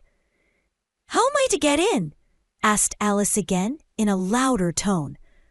"Are you to get in at all?" said the footman. "That's the first question, you know." It was, no doubt, only Alice did not like to be told so. "It's really dreadful," she muttered to herself, "the way all the creatures argue. It's enough to drive one crazy." The footman seemed to think this a good opportunity for repeating his remark with variations. "I shall sit here," he said, "on and off for days and days." "But what am I to do?" said Alice. "Anything you like," said the footman, and began whistling. "Oh, there's no use in talking to him," said Alice desperately. "He's perfectly idiotic." And she opened the door and went in. The door led right into a large kitchen, which was full of smoke from one end to the other. The Duchess was sitting on a three-legged stool in the middle, nursing a baby. The cook was leaning over the fire, stirring a large cauldron which seemed to be full of soup. "There's certainly too much pepper in that soup," Alice said to herself, as well as she could for sneezing. There was certainly too much of it in the air. Even the Duchess sneezed occasionally, and as for the baby, it was sneezing and howling alternately without a moment's pause. The only things in the kitchen that did not sneeze were the cook and a large cat which was sitting on the hearth and grinning from ear to ear. "Please, would you tell me," said Alice, a little timidly, for she was not quite sure whether it was good manners for her to speak first, "why your cat grins like that?" "It's a Cheshire cat," said the Duchess, "and that's why. Pig." She said the last word with such sudden violence that Alice quite jumped, but she saw in another moment that it was addressed to the baby and not to her. So she took courage and went on again. "I didn't know that Cheshire cats always grinned. In fact, I didn't know that cats could grin." "They all can," said the Duchess, "and most of them do." "I don't know of any that do," Alice said very politely, feeling quite pleased to have got into a conversation. "You don't know much," said the Duchess, "and that's a fact." Alice did not at all like the tone of this remark, and thought it would be as well to introduce some other subject of conversation. While she was trying to fix on one, the cook took the cauldron of soup off the fire and at once set to work throwing everything within her reach at the Duchess and the baby. The fire irons came first. Then followed a shower of saucepans, plates, and dishes. The Duchess took no notice of them, even when they hit her. And the baby was howling so much already that it was quite impossible to say whether the blows hurt it or not. "Oh, please mind what you're doing," cried Alice, jumping up and down in an agony of terror. "Oh, there goes his precious nose!" as an unusually large saucepan flew close by it and very nearly carried it off. "If everybody minded their own business," the Duchess said in a hoarse growl, "the world would go round a deal faster than it does." "Which would not be an advantage," said Alice, who felt very glad to get an opportunity of showing off a little of her knowledge. "Just think of what work it would make with the day and night. You see, the Earth takes 24 hours to turn round on its axis." "Talking of axes," said the Duchess, Chop off her head." Alice glanced rather anxiously at the cook to see if she meant to take the hint, but the cook was busily stirring the soup and seemed not to be listening. So she went on again. 24 hours, I think. Or is it 12? Oh, don't bother me," said the Duchess. "I never could abide figures." And with that, she began nursing her child again, singing a sort of lullaby to it as she did so, and giving it a violent shake at the end of every line. "Speak roughly to your little boy, and beat him when he sneezes. He only does it to annoy, because he knows it teases." Chorus, in which the cook and the baby joined. Wow, wow, wow! While the Duchess sang the second verse of the song, she kept tossing the baby violently up and down, and the poor little thing howled so that Alice could hardly hear the words. "I speak severely to my boy. I beat him when he sneezes, for he can thoroughly enjoy the pepper when he pleases." Chorus. Wow, wow, wow! "Here, you may nurse it a bit, if you like," the Duchess said to Alice, flinging the baby at her as she spoke. "I must go and get ready to play croquet with the Queen." And she hurried out of the room. The cook threw a frying pan after her as she went out, but it just missed her. Alice caught the baby with some difficulty, as it was a queer-shaped little creature, and held out its arms and legs in all directions, just like a starfish, thought Alice. The poor little thing was snorting like a steam engine when she caught it, and kept doubling itself up and straightening itself out again, so that altogether, for the first minute or two, it was as much as she could do to hold it. As soon as she had made out the proper way of nursing it, which was to twist it up into a sort of knot, and then keep tight hold of its right ear and left foot so as to prevent its undoing itself, she carried it out into the open air. "If I don't take this child away with me," thought Alice, "they're sure to kill it in a day or two. Wouldn't it be murder to leave it behind?" She said the last words out loud, and the little thing grunted in reply. It had left off sneezing by this time. "Don't grunt," said Alice. "That's not at all a proper way of expressing yourself." The baby grunted again, and Alice looked very anxiously into its face to see what was the matter with it. There could be no doubt that it had a very turn-up nose, much more like a snout than a real nose. Also, its eyes were getting extremely small for a baby. Altogether, Alice did not like the look of the thing at all. But perhaps it was only sobbing, she thought, and looked into its eyes again to see if there were any tears. No, there were no tears. "If you're going to turn into a pig, my dear," said Alice seriously, "I'll have nothing more to do with you. Mind now." The poor little thing sobbed again, or grunted, it was impossible to say which, and they went on for some while in silence. Alice was just beginning to think to herself, "Now, what am I to do with this creature when I get it home?"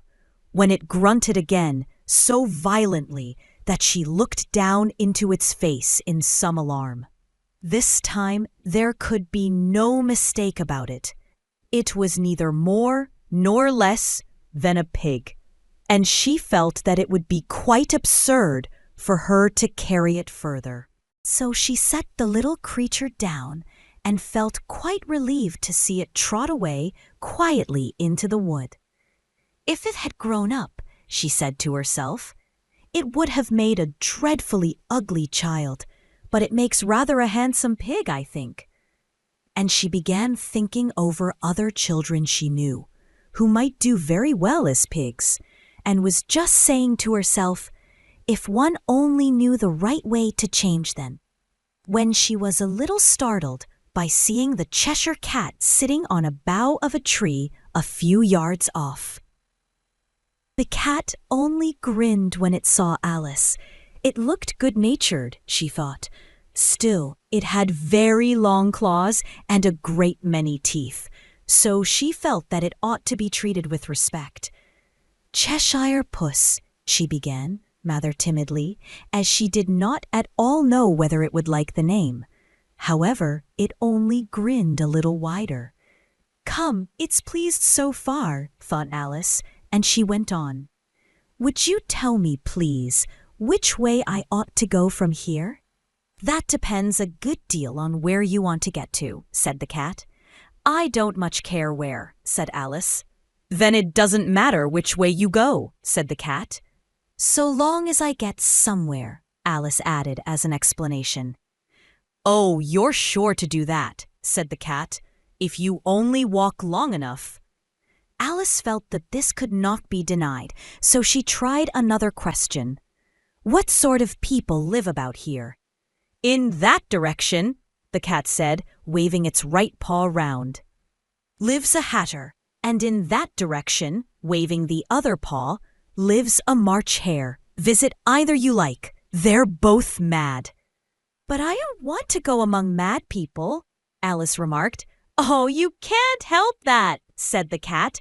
"We're all mad here. I'm mad, you're mad." "How do you know I'm mad?" said Alice.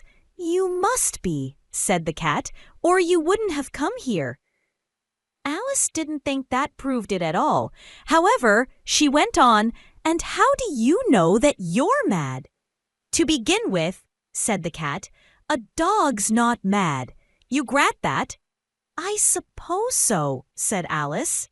"Well then," the cat went on, "you see, a dog growls when it's angry and wags its tail when it's pleased.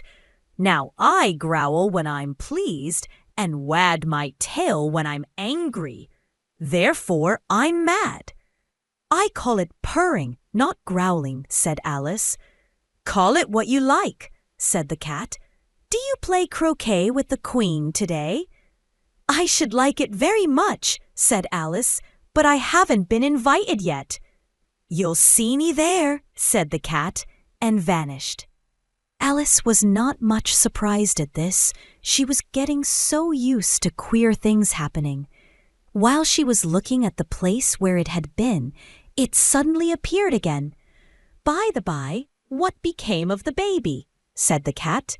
"I'd nearly forgotten to ask." "It turned into a pig," Alice quietly said, just as if it had come back in a natural way. "I thought it would," said the cat, and vanished again. Alice waited a little, half expecting to see it again, but it did not appear, and after a minute or two she walked on in the direction in which the March hare was said to live. "I've seen hatters before," she said to herself. "The March hare will be much the most interesting, and perhaps as this is May, it won't be raving mad, at least not so mad as it was in March."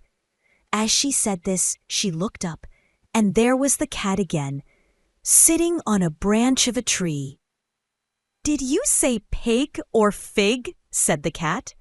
"I said pig," replied Alice, "and I wish you wouldn't keep appearing and vanishing so suddenly.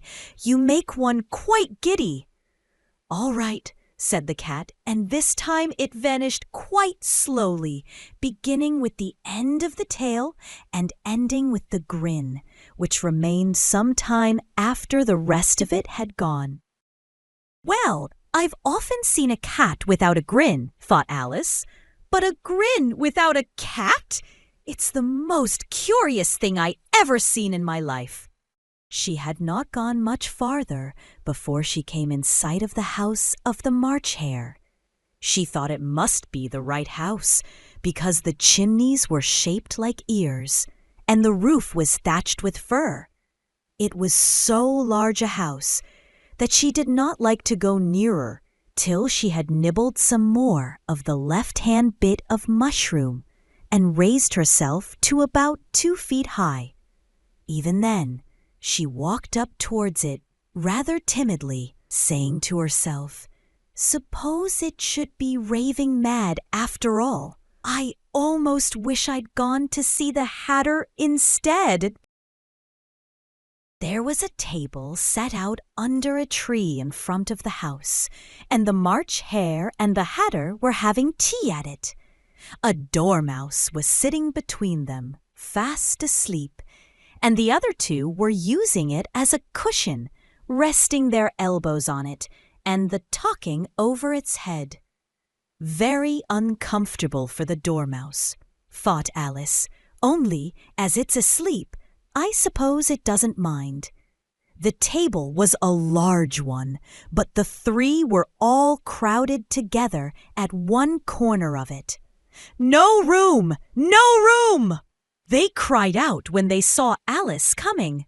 "There's plenty of room," said Alice indignantly, and she sat down in a large armchair at one end of the table. "Have some wine," the March Hare said in an encouraging tone. Alice looked all round the table, but there was nothing on it but tea. "I don't see any wine," she remarked.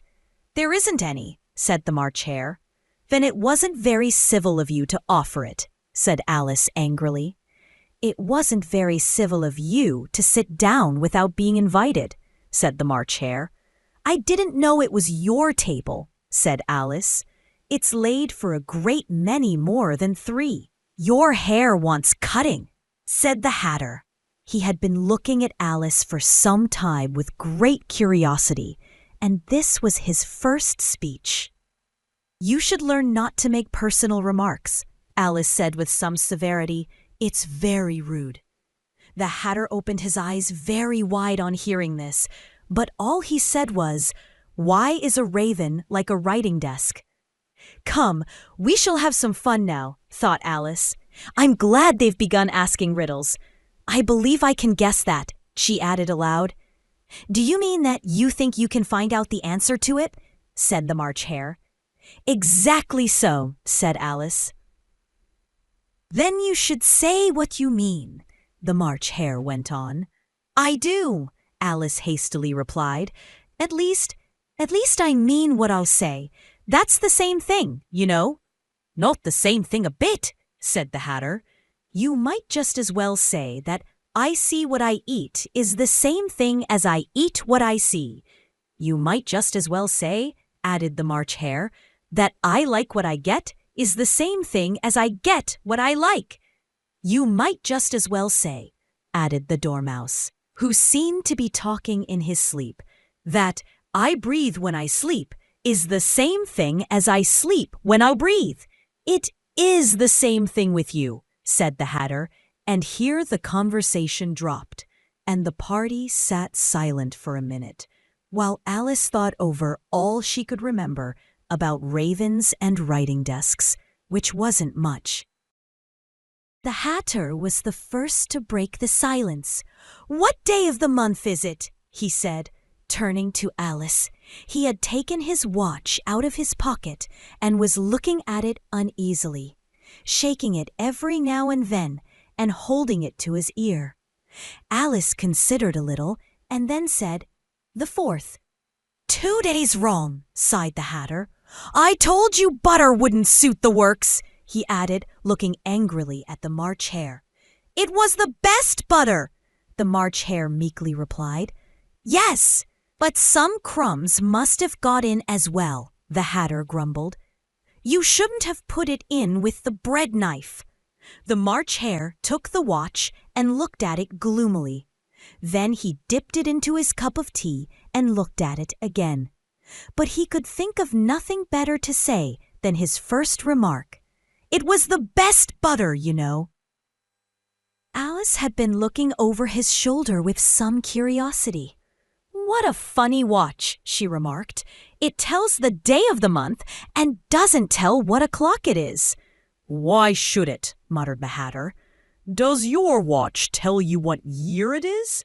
"Of course not," Alice replied very readily. "But that's because it stays the same year for such a long time together." "Which is just the case with mine," said the Hatter. Alice felt dreadfully puzzled. The Hatter's remarks seemed to have no sort of meaning in it, and yet it was certainly English. "I don't quite understand you," she said, as politely as she could. "The Dormouse is asleep again," said the Hatter, and he poured a little hot tea upon its nose. The Dormouse shook its head impatiently and said, without opening its eyes, of course, just what I was going to remark myself." "Have you guessed the riddle yet?" the Hatter said, turning to Alice again. "No, I give it up," Alice replied. "What's the answer?" "I haven't the slightest idea," said the Hatter. "Nor I," said the March Hare. Alice sighed wearily. "I think you might do something better with the time," she said, "than waste it in asking riddles that have no answers." "If you knew time as well as I do," said the Hatter, "you wouldn't talk about wasting it. It's him." "I don't know what you mean," said Alice. "Of course you don't," the Hatter said, tossing his head contemptuously. "I dare say you never even spoke to time." "Perhaps not," Alice cautiously replied, "but I know I have to beat time when I learn music." "Ah, that accounts for it," said the Hatter. "He won't stand beating. Now, if you only kept on good terms with him, he'd do almost anything you liked with the clock. For instance, suppose it were 9 o'clock in the morning, just time to begin lessons. You'd only have to whisper a hint to time, and round goes the clock in a twinkling. 1:30, time for dinner. I only wish it was." The March Hare said to itself in a whisper. "That would be grand, certainly," said Alice thoughtfully. "But then, I shouldn't be hungry for it, you know." "Not at first, perhaps," said the Hatter, "but you could keep it to 1:30 as long as you liked." "Is that the way you manage?" Alice asked. The Hatter shook his head mournfully. "Not I," he replied. "We quarreled last March, just before he went mad, you know," pointing with his teaspoon at the March Hare. "It was at the great concert given by the Queen of Hearts, and I had to sing 'Twinkle, twinkle, little bat, how I wonder what you're at.' You know the song, perhaps?" "I've heard something like it," said Alice. "It goes on, you know," the Hatter continued, "in this way. Up above the world you fly, like a tea tray in the sky. Twinkle, twinkle." Here the Dormouse shook itself and began singing in its sleep, "Twinkle, twinkle, twinkle, twinkle," and went on so long that they had to pinch it to make it stop. "Well, I'd hardly finished the first verse," said the Hatter, when the Queen jumped up and bawled out, "He's murdering the time! Off with his head!" "How dreadfully savage!" exclaimed Alice. "And ever since that," the Hatter went on in a mournful tone, "he won't do a thing I ask. It's always 6 o'clock now." A bright idea came into Alice's head. "Is that the reason so many tea things are put out here?" she asked. "Yes, that's it," said the Hatter with a sigh. "It's always tea time, and we've no time to wash the things between whiles." "Then you keep moving round, I suppose?" said Alice. "Exactly so," said the Hatter, "as the things get used up."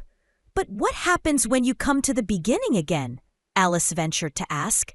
"Suppose we change the subject," the March Hare interrupted, yawning. "I'm getting tired of this. I vote the young lady tells us a story." "I'm afraid I don't know one," said Alice, rather alarmed at the proposal. "Then the Dormouse shall," they both cried. "Wake up, Dormouse!" And they pinched it on both sides at once. The Dormouse slowly opened his eyes. "I wasn't asleep," he said in a hoarse, feeble voice. "I heard every word you fellows were saying."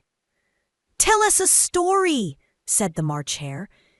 Yes, please do, pleaded Alice. And be quick about it, added the Hatter, or you'll be asleep again before it's done. Once upon a time, there were 3 little sisters. The Dormouse began in a great hurry, and their names were Elsie, Lacey, and Tilly, and they lived at the bottom of a well. What did they live on? Said Alice, who always took a great interest in questions of eating and drinking. They lived on treacle, said the Dormouse, after thinking a minute or two. They couldn't have done that, you know, Alice gently remarked. They'd have been ill. So they were, said the Dormouse, very ill. Alice tried to fancy to herself what such an extraordinary ways of living would be like.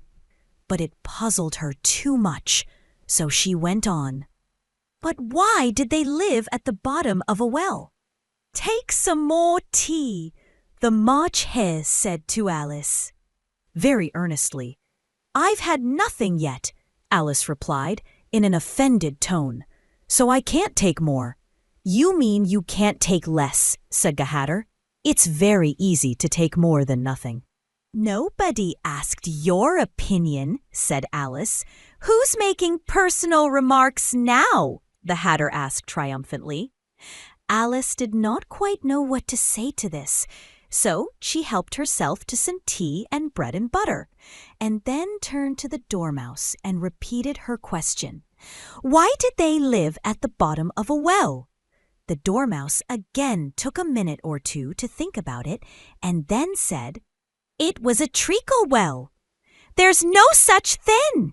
Alice was beginning very angrily, but the Hatter and the March Hare went, Shh, shh, and the Dormouse sulkily remarked, If you can't be civil, you better finish the story for yourself. No, please go on, Alice said very humbly. I won't interrupt again. I dare say there may be one. One indeed, said the Dormouse indignantly. However, he consented to go on. And so these 3 little sisters, they were learning to draw, you know. What did they draw? Said Alice, quite forgetting her promise. Treacle, said the Dormouse, without considering at all this time. I want a clean cup, interrupted the Hatter. Let's all move one place on. He moved on as he spoke, and the Dormouse followed him. The March Hare moved into the Dormouse's place, and Alice rather unwillingly took the place of the March Hare. The Hatter was the only one who got any advantage from the change, and Alice was a good deal worse off than before, as the March Hare had just upset the milk jug into his plate. Alice did not wish to offend the Dormouse again, so she began very cautiously. But I don't understand. Where did they draw the treacle from? You can draw water out of a water well, said the Hatter. So I should think you could draw treacle out of a treacle well, eh, stupid? But they were in the well, Alice said to the Dormouse, not choosing to notice this last remark. Of course they were, said the Dormouse. Well, in. This answer so confused poor Alice that she let the Dormouse go on for some time without interrupting it. They were learning to draw, the Dormouse went on, yawning and rubbing its eyes. For it was getting very sleepy, and they drew all manner of things, everything that begins with an M. Why with an M? Said Alice. Why not? Said the March Hare. Alice was silent. The Dormouse had closed its eyes by this time and was going off into a doze. But on being pinched by the Hatter, it woke up again with a little shriek and went on. That begins with an M, such as mousetraps, and the moon, and memory, and muchness. You know you say things are much of a muchness. Did you ever see such a thing as a drawing of a muchness? Really, now you ask me, said Alice, very much confused. I don't think. Then you shouldn't talk, said the Hatter. This piece of rudeness was more than Alice could bear. She got up in great disgust and walked off. The dormouse fell asleep instantly, and neither of the others took the least notice of her going, though she looked back once or twice, half hoping that they would call after her. The last time she saw them, they were trying to put the dormouse into the teapot. "At any rate, I'll never go there again," said Alice as she picked her way through the wood. "It's the stupidest tea party I ever was at in all my life." Just as she said this, she noticed that one of the trees had a door leading right into it. "That's very curious," she thought, "but everything's curious today. I think I may as well go in at once." And in she went. Once more, she found herself in the long hall and close to the little glass table.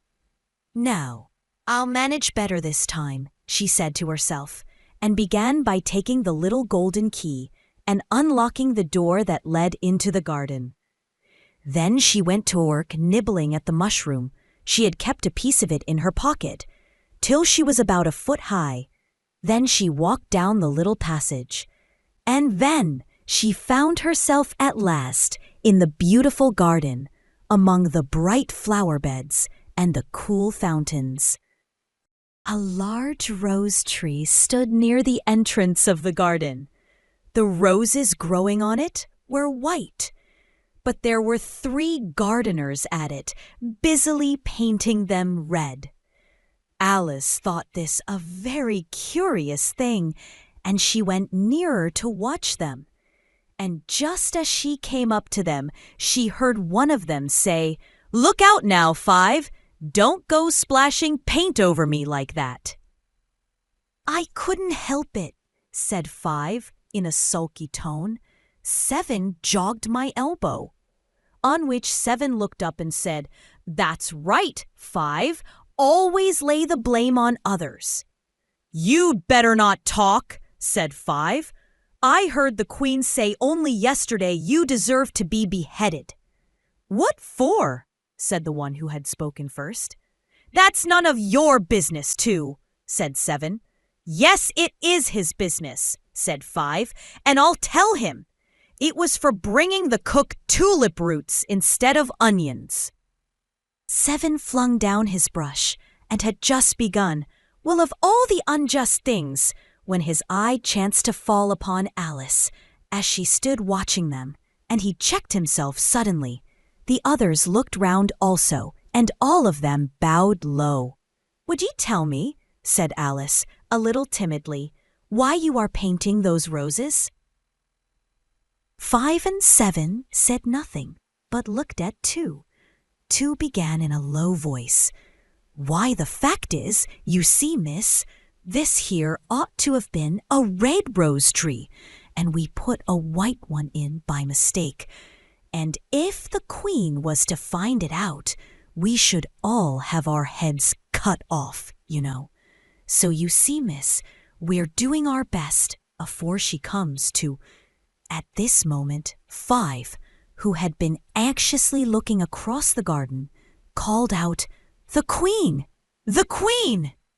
And the 3 gardeners instantly threw themselves flat upon their faces.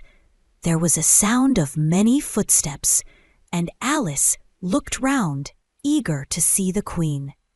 First came 10 soldiers carrying clubs.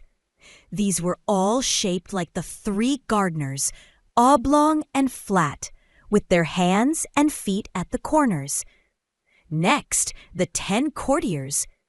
These were ornamented all over with diamonds and walked 2 and 2, as the soldiers did. After these came the royal children. There were 10 of them, and the little dears came jumping merrily along, hand in hand, in couples. They were all ornamented with hearts. Next came the guests, mostly kings and queens. And among them, Alice recognized the white rabbit. It was talking in a hurried, nervous manner, smiling at everything that was said, and went by without noticing her. Then followed the Knave of Hearts, carrying the king's crown on a crimson velvet cushion. And last of all this grand procession came the King and Queen of Hearts. Alice was rather doubtful whether she ought not to lie down on her face like the three gardeners, but she could not remember ever having heard of such a rule at processions.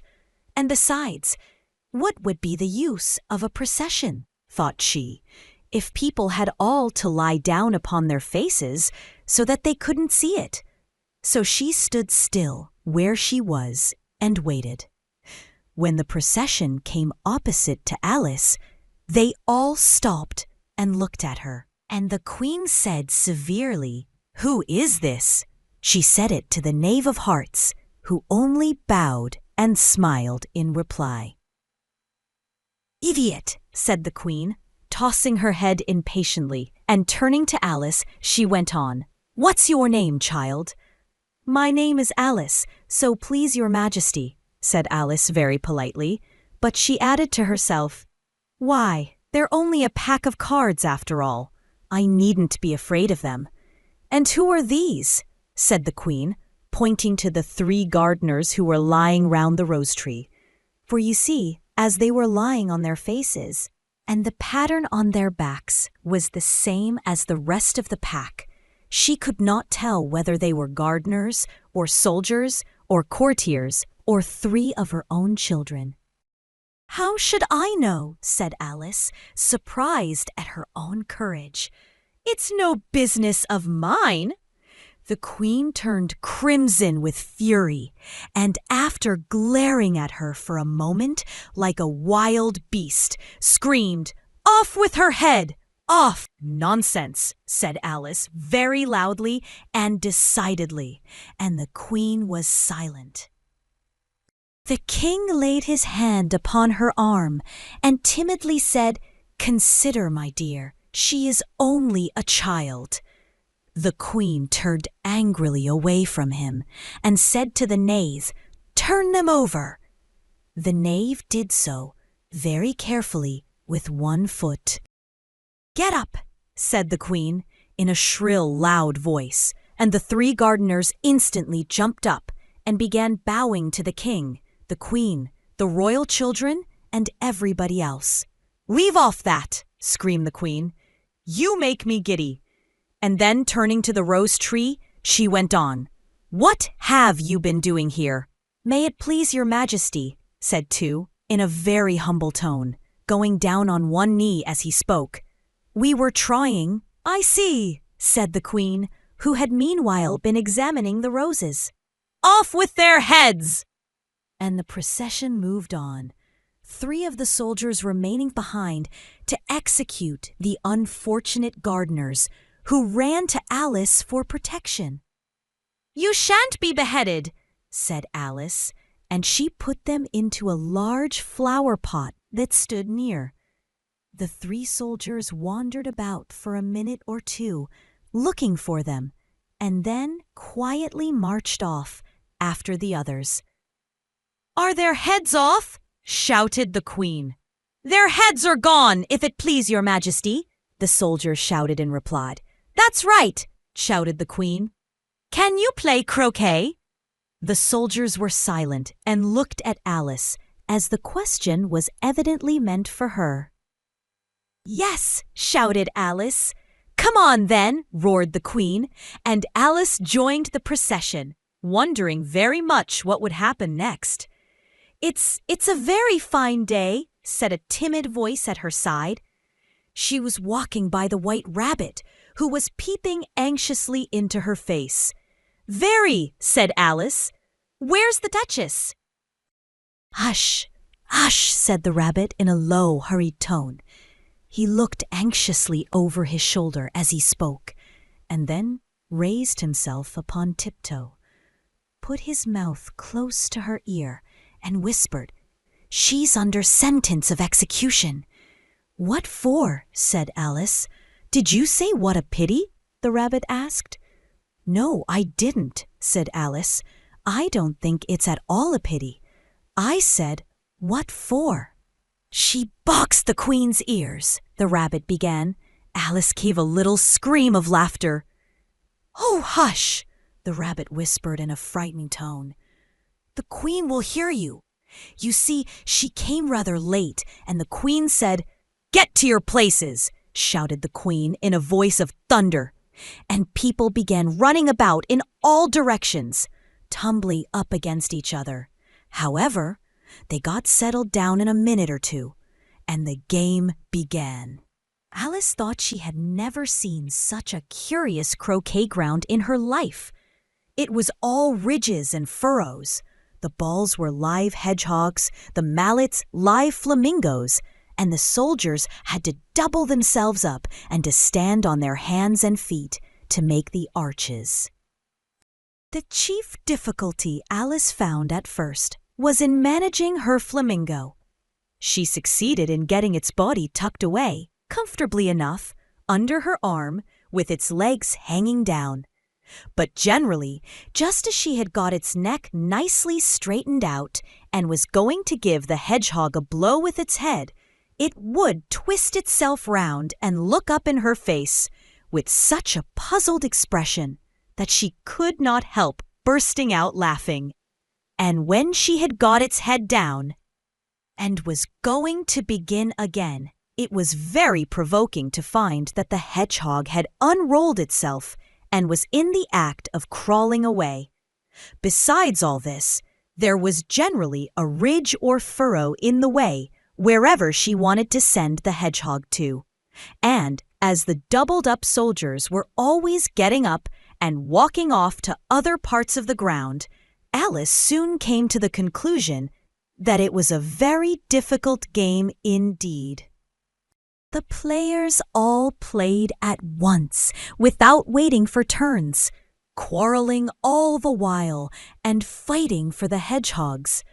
And in a very short time, the queen was in a furious passion and went stamping about and shouting, "Off with his head!" or "Off with her head!" about once in a minute. Alice began to feel very uneasy. To be sure, she had not as yet had any dispute with the queen, but she knew that it might happen any minute. And then, thought she, what would become of me? They're dreadfully fond of beheading people here. The great wonder is that there's anyone left alive. She was looking about for some way of escape and wondering whether she could get away without being seen, when she noticed a curious appearance in the air. It puzzled her very much at first, but after watching it a minute or two, she made it out to be a grin, and she said to herself, "It's the Cheshire Cat. Now I shall have somebody to talk to." "How are you getting on?" said the cat, as soon as there was mouth enough for it to speak with. Alice waited till the eyes appeared and then nodded. "It's no use speaking to it," she thought, "till its ears have come, or at least one of them." In another minute, the whole head appeared, and then Alice put down her flamingo and began an account of the game, feeling very glad she had someone to listen to her. The cat seemed to think that there was enough of it now in sight, and no more of it appeared. "I don't think they play it all fairly," Alice began, in rather a complaining tone, "and they all quarrel so dreadfully one can't hear oneself speak, and they don't seem to have any rules in particular. At least, if there are, nobody attends to them. And you've no idea how confusing it is, all the things being alive. For instance, there's the arch I've got to go through next, walking about at the other end of the ground, and I should have croqueted the queen's hedgehog just now, only it ran away when it saw mine coming." "How do you like the queen?" said the cat in a low voice. "Not at all," said Alice. "She's so extremely—" Just then she noticed that the queen was close behind her, listening. So she went on, "Likely to win, that it's hardly worthwhile finishing the game." The queen smiled and passed on. "Who are you talking to?" said the king, going up to Alice and looking at the cat's head with great curiosity. "It's a friend of mine, a Cheshire cat," said Alice. "Allow me to introduce it." "I don't like the look of it at all," said the king. "However, it may kiss my hand if it likes." "I'd rather not," the cat remarked. "Don't be impertinent," said the king, "and don't look at me like that." He got behind Alice as he spoke. "A cat may look at a king," said Alice. "I've read that in some book, but I don't remember where." "Well, it must be removed," said the king very decidedly, and he called the queen, who was passing at the moment. "My dear, I wish you would have this cat removed." The queen had only one way of settling all difficulties, great or small. "Off with his head," she said, without even looking round. "I'll fetch the executioner myself," said the king eagerly, and he hurried off. Alice thought she might as well go back and see how the game was going on, as she heard the queen's voice in the distance, screaming with passion. She had already heard her sentence 3 of the players to be executed for having missed their turns. And she did not like the look of things at all, as the game was in such confusion that she never knew whether it was her turn or not. So she went in search of her hedgehog. The hedgehog was engaged in a fight with another hedgehog, which seemed to Alice an excellent opportunity for croqueting one of them with the other. The only difficulty was that her flamingo was gone across to the other side of the garden, where Alice could see it trying in a helpless sort of way to fly up into a tree. By the time she had caught the flamingo and brought it back, the fight was over, and both the hedgehogs were out of sight. "But it doesn't matter much," thought Alice, "as all the arches are gone from this side of the ground." So she tucked it away under her arm, that it might not escape again, and went back for a little more conversation with her friend. When she got back to the Cheshire Cat, she was surprised to find quite a large crowd collected round it. There was a dispute going on between the executioner, the king, and the queen, who were all talking at once, while all the rest were quite silent and looked very uncomfortable. The moment Alice appeared, she was appealed to by all 3 to settle the question, and they repeated their arguments to her, though, as they all spoke at once, she found it very hard indeed to make out exactly what they said. The executioner's argument was that you couldn't cut off a head unless there was a body to cut it off from, that he had never had to do such a thing before, and he wasn't going to begin at his time of life. The king's argument was that anything that had a head could be beheaded, and that you were to talk nonsense. The queen's argument was that if something wasn't done about it in less than no time, she'd have everybody executed all round. It was this last remark that had made the whole party look so grave and anxious. Alice could think of nothing else to say but, "It belongs to the Duchess. You'd better ask her about it."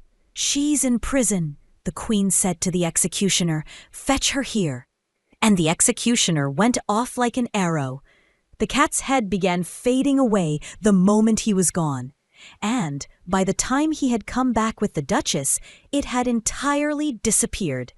So the king and the executioner ran wildly up and down looking for it, while the rest of the party went back to the game. "You can't think how glad I am to see you again, you dear old thing," said the Duchess, as she tucked her arm affectionately into Alice's, and they walked off together. Alice was very glad to find her in such a pleasant temper, and thought to herself that perhaps it was only the pepper that had made her so savage when they met in the kitchen. "When I'm a duchess," she said to herself, not in a very hopeful tone though, "I won't have any pepper in my kitchen at all. Soup does very well without. Maybe it's always pepper that makes people hot-tempered. she went on, very much pleased at having found out a new kind of roll. And vinegar that makes them sour, and chamomile that makes them bitter, and barley sugar and such things that make children sweet-tempered. I only wish people knew that. Then they wouldn't be so stingy about it, you know? She had quite forgotten the Duchess by this time and was a little startled when she heard her voice close to her ear. You're thinking about something, my dear, and that makes you forget to talk. I can't tell you just now what the moral of that is, but I shall remember it in a bit. Perhaps it hasn't one, Alice ventured to remark. Tut, tut, child, said the Duchess. Everything's got a moral, if only you can find it. And she squeezed herself up closer to Alice's side as she spoke. Alice did not much like keeping so close to her.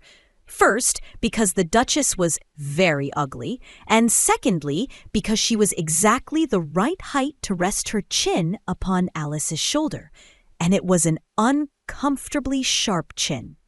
However, she did not like to be rude, so she bore it as well as she could.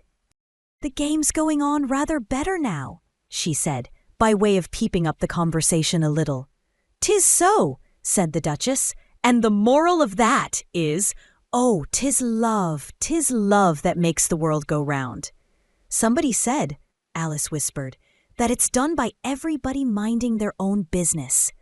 Ah, well, it means much the same thing, said the Duchess, digging her sharp little chin into Alice's shoulder as she added, and the moral of that is, take care of the sense, and the sounds will take care of themselves. How fond she is of finding morals in things, Alice thought to herself. I dare say you're wondering why I don't put my arm round your waist, the Duchess said after a pause. The reason is that I'm doubtful about the temper of your flamingo. Shall I try the experiment? He might bite, Alice cautiously replied, not feeling at all anxious to have the experiment tried. Very true, said the Duchess. Flamingos and mustard both bite. And the moral of that is, birds of a feather flock together. Only mustard isn't a bird, Alice remarked. Right, as usual, said the Duchess. What a clear way you have of putting things. It's a mineral, I think, said Alice. Of course it is, said the Duchess, who seemed ready to agree to everything that Alice said. There's a large mustard mine near here, and the moral of that is, the more there is of mine, the less there is of yours. Oh, I know, exclaimed Alice, who had not attended to this last remark. It's a vegetable. It doesn't look like one, but it is. I quite agree with you, said the Duchess, and the moral of that is, be what you would seem to be, or if you'd like it put more simply, never imagine yourself not to be otherwise than what it might appear to others that what you were or might have been was not otherwise than what you had been would have appeared to them to be otherwise. I think I should understand that better, Alice said very politely, if I had it written down, but I can't quite follow it as you say it. That's nothing to what I could say if I chose, the Duchess replied in a pleased tone. Pray don't trouble yourself to say it any longer than that, said Alice. Oh, don't talk about trouble, said the Duchess. I make you a present of everything I've said as yet. A cheap sort of present, thought Alice. I'm glad they don't give birthday presents like that, but she did not venture to say it out loud. Thinking again, the Duchess asked, with another dig of her sharp little chin. I've a right to think, said Alice sharply, for she was beginning to feel a little worried. Just about as much right, said the Duchess, as pigs have to fly, and the... But here, to Alice's great surprise, the Duchess's voice died away, even in the middle of her favorite word, moral, and the arm that was linked into hers began to tremble. Alice looked up, and there stood the Queen in front of them, with her arms folded, frowning like a thunderstorm. "A fine day, Your Majesty," the Duchess began in a low, weak voice. "Now, I give you fair warning," shouted the Queen, stamping on the ground as she spoke. "Either you or your head must be off, and that in about half no time. Take your choice." The Duchess took her choice and was gone in a moment. "Let's go on with the game," the Queen said to Alice, and Alice was too much frightened to say a word, but slowly followed her back to the croquet ground. The other guests had taken advantage of the Queen's absence and were resting in the shade. However, the moment they saw her, they hurried back to the game, the Queen merely remarking that a moment's delay would cost them their lives. All the time they were playing, the Queen never left off quarreling with the other players and shouting, "Off with his head," or "Off with her head." Those whom she sentenced were taken into custody by the soldiers, who of course had to leave off being arches to do this, so that by the end of half an hour or so, there were no arches left, and all the players, except the King, the Queen, and Alice, were in custody and under sentence of execution. Then the Queen left off, quite out of breath, and said to Alice, "Have you seen the mock turtle yet?" "No," said Alice. "I don't even know what a mock turtle is." "It's the thing mock turtle soup is made from," said the Queen. "I never saw one or heard of one," said Alice. "Come on then," said the Queen, "and he shall tell you his history." As they walked off together, Alice heard the King say in a low voice to the company generally, "You are all pardoned." "That's a good thing," she said to herself, for she had felt quite unhappy at the number of executions the Queen had ordered. They very soon came upon a griffin, lying fast asleep in the sun. "Up, lazy thing," said the Queen, "and take this young lady to see the mock turtle, and to hear his history. I must go back and see after some executions I have ordered." And she walked off, leaving Alice alone with the griffin. Alice did not quite like the look of the creature, but on the whole she thought it would be quite as safe to stay with it as to go after that savage Queen. So she waited. The griffin sat up and rubbed its eyes. Then it watched the Queen till she was out of sight. Then it chuckled. "What fun!" said the griffin, half to itself, half to Alice. "What is the fun?" said Alice. "Why, she," said the griffin. "It's all her fancy, that. They never executes nobody, you know. Come on!" "Everybody says 'come on' here," thought Alice as she went slowly after it. "I never was so ordered about in all my life. Never!" They had not gone far before they saw the mock turtle in the distance, sitting sad and lonely on a little ledge of rock. And as they came nearer, Alice could hear him sighing, as if his heart would break. She pitied him deeply. "What is his sorrow?" she asked the griffin. And the griffin answered, very nearly in the same words as before, "It's all his fancy, that. He hasn't got no sorrow, you know. Come on." So they went up to the mock turtle, who looked at them with large eyes full of tears, but said nothing. "This here young lady," said the griffin, "she wants for to know your history, she do."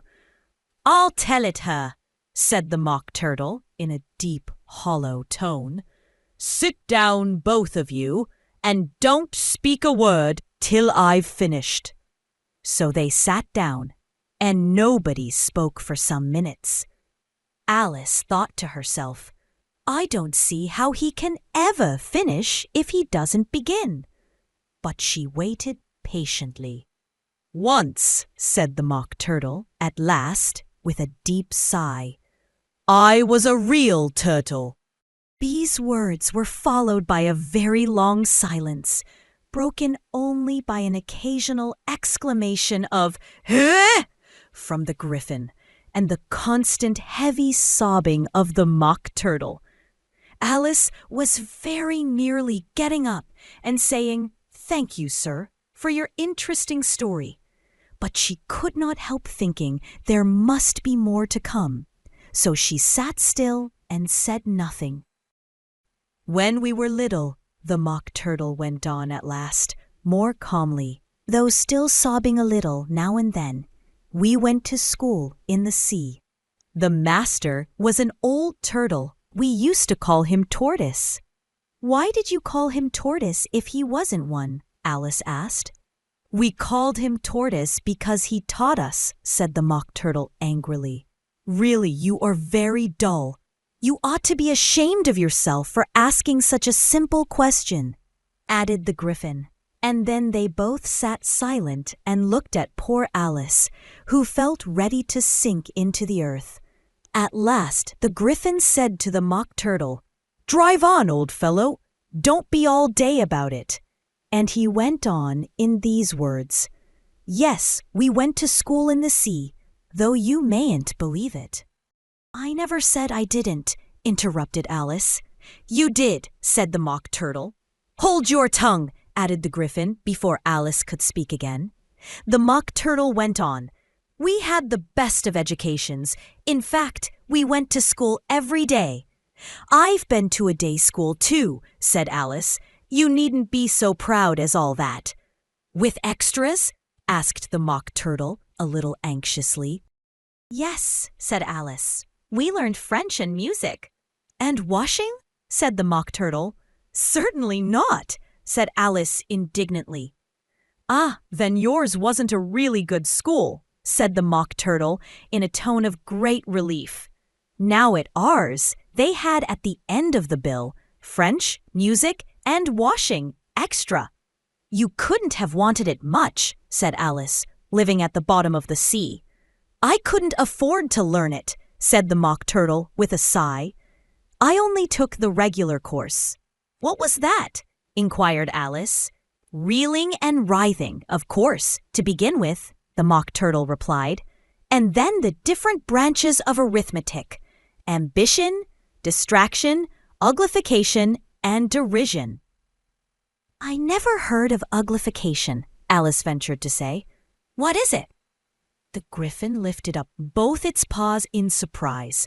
"What? Never heard of uglifying?" it exclaimed. "You know what beautify is, I suppose?" "Yes," said Alice doubtfully. "It means to make anything prettier." "Well then," the Griffin went on, "if you don't know what to uglify is, you are a simpleton." Alice did not feel encouraged to ask any more questions about it, so she turned to the Mock Turtle and said, "What else had you to learn?" "Well, there was mystery," the Mock Turtle replied, counting off the subjects on his flappers. "Mystery, ancient and modern, with seaography. Then drawling. The drawling master was an old conger eel that used to come once a week. He taught us drawling, stretching, and fainting in coils." "What was that like?" said Alice. "Well, I can't show it you myself," the Mock Turtle said. "I'm too stiff, and the Griffin never learnt it." "Hadn't time," said the Griffin. "I went to the classics master, though. He was an old crab, he was." "I never went to him," the Mock Turtle said with a sigh. "He taught laughing and grief," they used to say. So he did," said the Griffin, sighing in his turn. And both creatures hid their faces in their paws. "And how many hours a day did you do lessons?" said Alice, in a hurry to change the subject. 10 hours the first day," said the Mock Turtle. 9 the next, and so on. What a curious plan, exclaimed Alice. That's the reason they're called lessons, the Gryphon remarked, because they lessen from day to day. This was quite a new idea to Alice, and she thought it over a little before she made her next remark. Then the 11th day must have been a holiday. Of course it was, said the Mock Turtle. And how did you manage on the 12th? Alice went on eagerly. That's enough about lessons, the Gryphon interrupted in a very decided tone. Tell her something about the games now. The Mock Turtle sighed deeply and drew the back of one flapper across his eyes.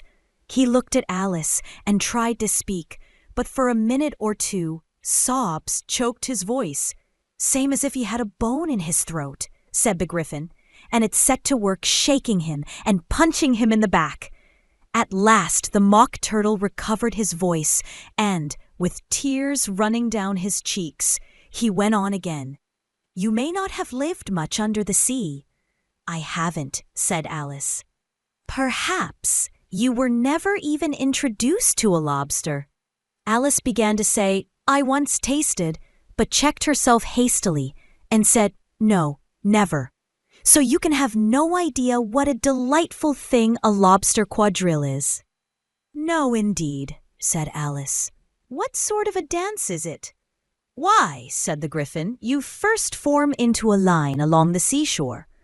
2 lines, cried the Mock Turtle. Seals, turtles, salmon, and so on. Then when you've cleared all the jellyfish out of the way— That generally takes some time, interrupted the Gryphon. You advance twice. Each with a lobster as a partner, cried the Gryphon. Of course, the Mock Turtle said. Advance twice, set to partners. Change lobsters. And retire in same order, continued the Gryphon. Then, you know, the Mock Turtle went on, you throw the lobsters, shouted the Gryphon with a bound into the air. As far out to sea as you can. Swim after them, screamed the Gryphon. Turn a somersault in the sea, cried the Mock Turtle, capering wildly about. Back to land again, and that's all the first figure, said the Mock Turtle, suddenly dropping his voice, and the 2 creatures, who had been jumping about like mad things all this time, sat down again very sadly and quietly and looked at Alice. It must be a very pretty dance, said Alice timidly. Would you like to see a little of it? Said the Mock Turtle. Very much indeed, said Alice. Come, let's try the first figure, said the Mock Turtle to the Gryphon. We can do without lobsters, you know. Which shall sing? Oh, you sing, said the Gryphon. I've forgotten the words. So they began solemnly dancing round and round Alice, every now and then treading on her toes when they passed too close, and waving their forepaws to mark the time, while the Mock Turtle sang this very slowly and sadly. Will you walk a little faster? Said a whiting to a snail. There's a porpoise close behind us, and he's treading on my tail. See how eagerly the lobsters and the turtles all advance? They are waiting on the shingle. Will you come and join the dance? Will you, won't you? Will you, won't you? Will you join the dance? Will you, won't you? Will you, won't you? Won't you join the dance? You can really have no notion how delightful it will be when they take us up and throw us with the lobsters out to sea. But the snail replied, too far, and gave a look askance. Said he thanked the whiting kindly, but he would not join the dance. Would not, could not, would not, could not, would not join the dance. Would not, could not, would not, could not join the dance. What matters it how far we go? His spaly friend replied. There is another shore, you know, upon the other side. The further off from England, the nearer is to France.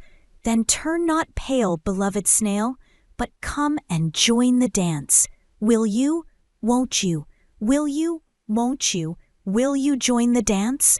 Will you? Won't you? Will you? Won't you? Won't you join the dance? Thank you. It's a very interesting dance to watch, said Alice, feeling very glad that it was over at last. And I do so like that curious song about the whiting.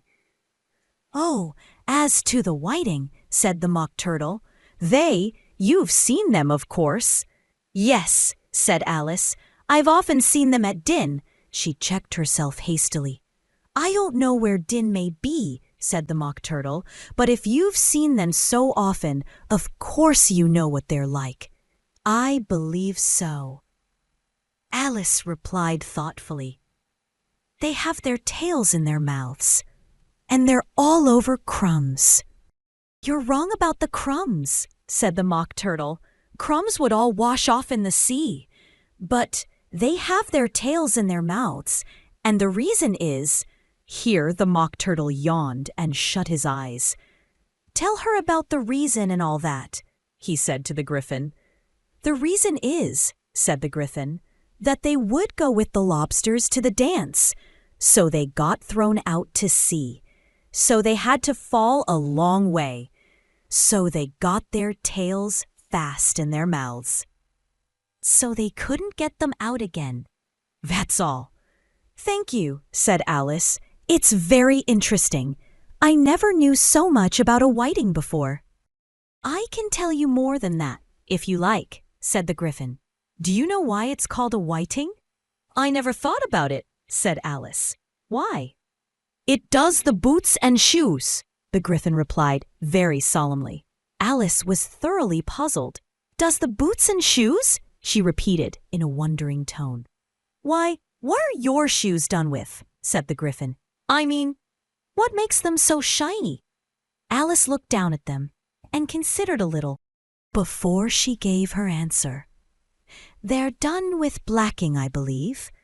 Boots and shoes under the sea, the Griffin went on in a deep voice, are done with a whiting. Now you know. And what are they made of? Alice asked in a tone of great curiosity. Soles and eels, of course, the Griffin replied rather impatiently. Any shrimp could have told you that. If I'd been the whiting, said Alice, whose thoughts were still running on the song, I'd have said to the porpoise, keep back. Please, we don't want you with us. They were obliged to have him with them, the Mock Turtle said. No wise fish would go anywhere without a porpoise. Wouldn't it really? Said Alice in a tone of great surprise. Of course not, said the Mock Turtle. Why, if a fish came to me and told me he was going a journey, I should say, with what porpoise? Don't you mean purpose? Said Alice. I mean what I say, the Mock Turtle replied in an offended tone. And the Griffin added, Come, let's hear some of your adventures. I could tell you my adventures beginning from this morning, said Alice a little timidly. But it's no use going back to yesterday because I was a different person then. Explain all that, said the Mock Turtle. No, the adventures first, said the Griffin in an impatient tone. Explanations take such a dreadful time. So Alice began telling them her adventures from the time when she first saw the white rabbit. She was a little nervous about it just at first. The two creatures got so close to her, one on each side, and opened their eyes and mouths so very wide. But she gained courage as she went on. Her listeners were perfectly quiet till she got to the part about her repeating, You are old Father William, to the caterpillar. And the words all coming different, and then the Mock Turtle drew a long breath and said, That's very curious. It's all about as curious as it can be, said the Griffin. It all came different, the Mock Turtle repeated thoughtfully. I should like to hear her try and repeat something now. Tell her to begin. He looked at the Griffin as if he thought it had some kind of authority over Alice. "Stand up and repeat, 'Tis the voice of the sluggard,'" said the Griffin.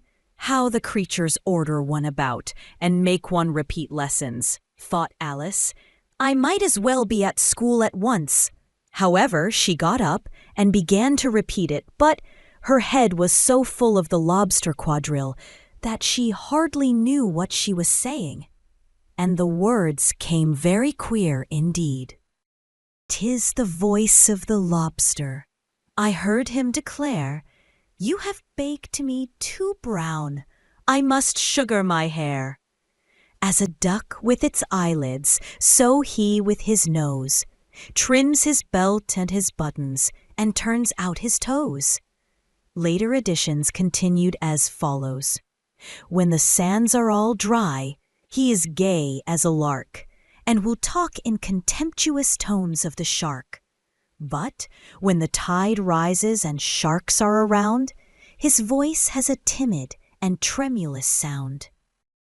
"That's different from what I used to say when I was a child," said the Griffin. "Well, I never heard it before," said the Mock Turtle, "but it sounds uncommon nonsense." Alice said nothing. She had sat down with her face in her hands, wondering if anything would ever happen in a natural way again. "I should like to have it explained," said the Mock Turtle. "She can't explain it," said the Griffin hastily. "Go on with the next verse." "But about his toes," the Mock Turtle persisted. "How could he turn them out with his nose, you know?" "It's the first position in dancing," Alice said, but was dreadfully puzzled by the whole thing, and longed to change the subject. "Go on with the next verse," the Griffin repeated impatiently. "It begins, 'I passed by his garden.'" Alice did not dare to disobey, though she felt sure it would all come wrong, and she went on in a trembling voice. "I passed by his garden, and marked with one eye how the owl and the panther were sharing a pie." Later editions continued as follows. "The panther took pie crust and gravy and meat, while the owl had the dish as its share of the treat. When the pie was all finished, the owl, as a boon, was kindly permitted to pocket the spoon, while the panther received knife and fork with a growl, and concluded the banquet." "What is the use of repeating all that stuff?" the Mock Turtle interrupted. "If you don't explain it as you go on, it's by far the most confusing thing I ever heard." "Yes, I think you'd better leave off," said the Griffin, and Alice was only too glad to do so. "Shall we try another figure of the lobster quadrille?" the Griffin went on. "Or would you like the Mock Turtle to sing you a song?" "Oh, a song, please, if the Mock Turtle would be so kind," Alice replied, so eagerly that the Griffin said in a rather offended tone, "No accounting for tastes. Sing her turtle soup, will you, old fellow?" The Mock Turtle sighed deeply and began in a voice sometimes choked with sobs to sing this. "Beautiful soup, so rich and green, waiting in a hot tureen. Who for such dainties would not stoop? Soup of the evening, beautiful soup. Soup of the evening, beautiful soup. Beautiful soup, beautiful soup. Soup of the evening, beautiful, beautiful soup. Beautiful soup, who cares for fish, game, or any other dish? Who would not give all else for 2 pennyworth only of beautiful soup? Pennyworth only of beautiful soup. Beautiful soup, beautiful soup. Soup of the evening, beautiful, beautiful soup." "Chorus again!" cried the Griffin, and the Mock Turtle had just begun to repeat it, when a cry of, "The trial's beginning!" was heard in the distance. "Come on!" cried the Griffin, and taking Alice by the hand, it hurried off, without waiting for the end of the song. "What trial is it?" Alice panted as she ran. But the Gryphon only answered, "Come on!" and ran the faster, while more and more faintly came, carried on the breeze that followed them, the melancholy words, "Soup of the evening, beautiful, beautiful soup." The King and Queen of Hearts were seated on their throne when they arrived, with a great crowd assembled about them, all sorts of little birds and beasts, as well as the whole pack of cards. The knave was standing before them, in chains, with a soldier on each side to guard him. And near the king was the white rabbit, with a trumpet in one hand and a scroll of parchment in the other. In the very middle of the court was a table with a large dish of tarts upon it. They looked so good that it made Alice quite hungry to look at them. "I wish they'd get the trial done," she thought, "and hand round the refreshments." But there seemed to be no chance of this, so she began looking at everything about her to pass away the time. Alice had never been in a court of justice before, but she had read about them in books, and she was quite pleased to find that she knew the name of nearly everything there. "That's the judge," she said to herself, because of his great wig. The judge, by the way, was the king, and as he wore his crown over the wig, he did not look at all comfortable, and it was certainly not becoming. "And that's the jury box," thought Alice. "And those 12 creatures." She was obliged to say creatures, you see, because some of them were animals and some were birds. "I suppose they are the jurors." She said this last word 2 or 3 times over to herself, being rather proud of it. For she thought, and rightly too, that very few little girls of her age knew the meaning of it at all. However, jurymen would have done just as well. The 12 jurors were all writing very busily on slates. "What are they doing?" Alice whispered to the Gryphon. "They can't have anything to put down yet, before the trial's begun." "They're putting down their names," the Gryphon whispered in reply, "for fear they should forget them before the end of the trial." "Stupid things," Alice began in a loud, indignant voice. But she stopped hastily, for the white rabbit cried out, "Silence in the court!" and the king put on his spectacles and looked anxiously round to make out who was talking. Alice could see, as well as if she were looking over their shoulders, that all the jurors were writing down stupid things on their slates, and she could even make out that one of them didn't know how to spell stupid, and that he had to ask his neighbor to tell him. "A nice muddle their slates'll be in before the trial's over," thought Alice. One of the jurors had a pencil that squeaked. This, of course, Alice could not stand, and she went round the court and got behind him, and very soon found an opportunity of taking it away. She did it so quickly that the poor little juror, it was Bill, the lizard, could not make out at all what had become of it. So after hunting all about for it, he was obliged to write with one finger for the rest of the day. And this was of very little use, as it left no mark on the slate. "Harold, read the accusation," said the king.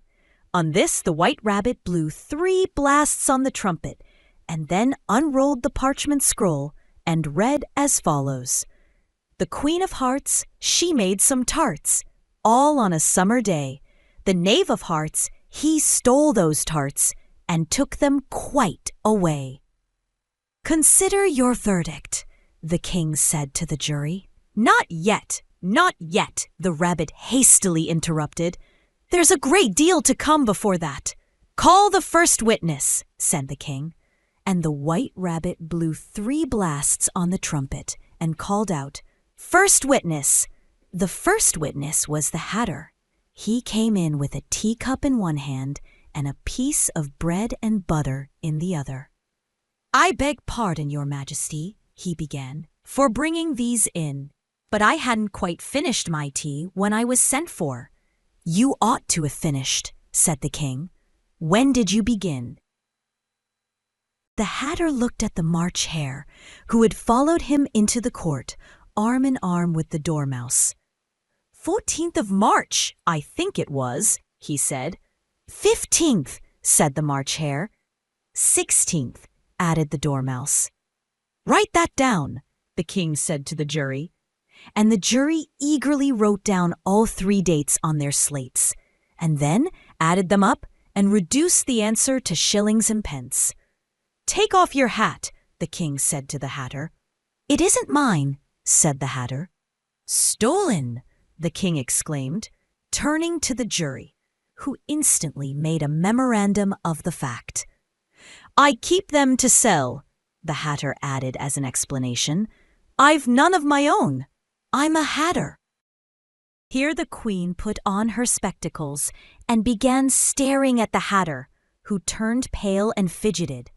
"Give your evidence," said the king, "and don't be nervous, or I'll have you executed on the spot." This did not seem to encourage the witness at all. He kept shifting from one foot to the other, looking uneasily at the queen, and in his confusion he bit a large piece out of his teacup instead of the bread and butter. Just at this moment, Alice felt a very curious sensation, which puzzled her a good deal until she made out what it was.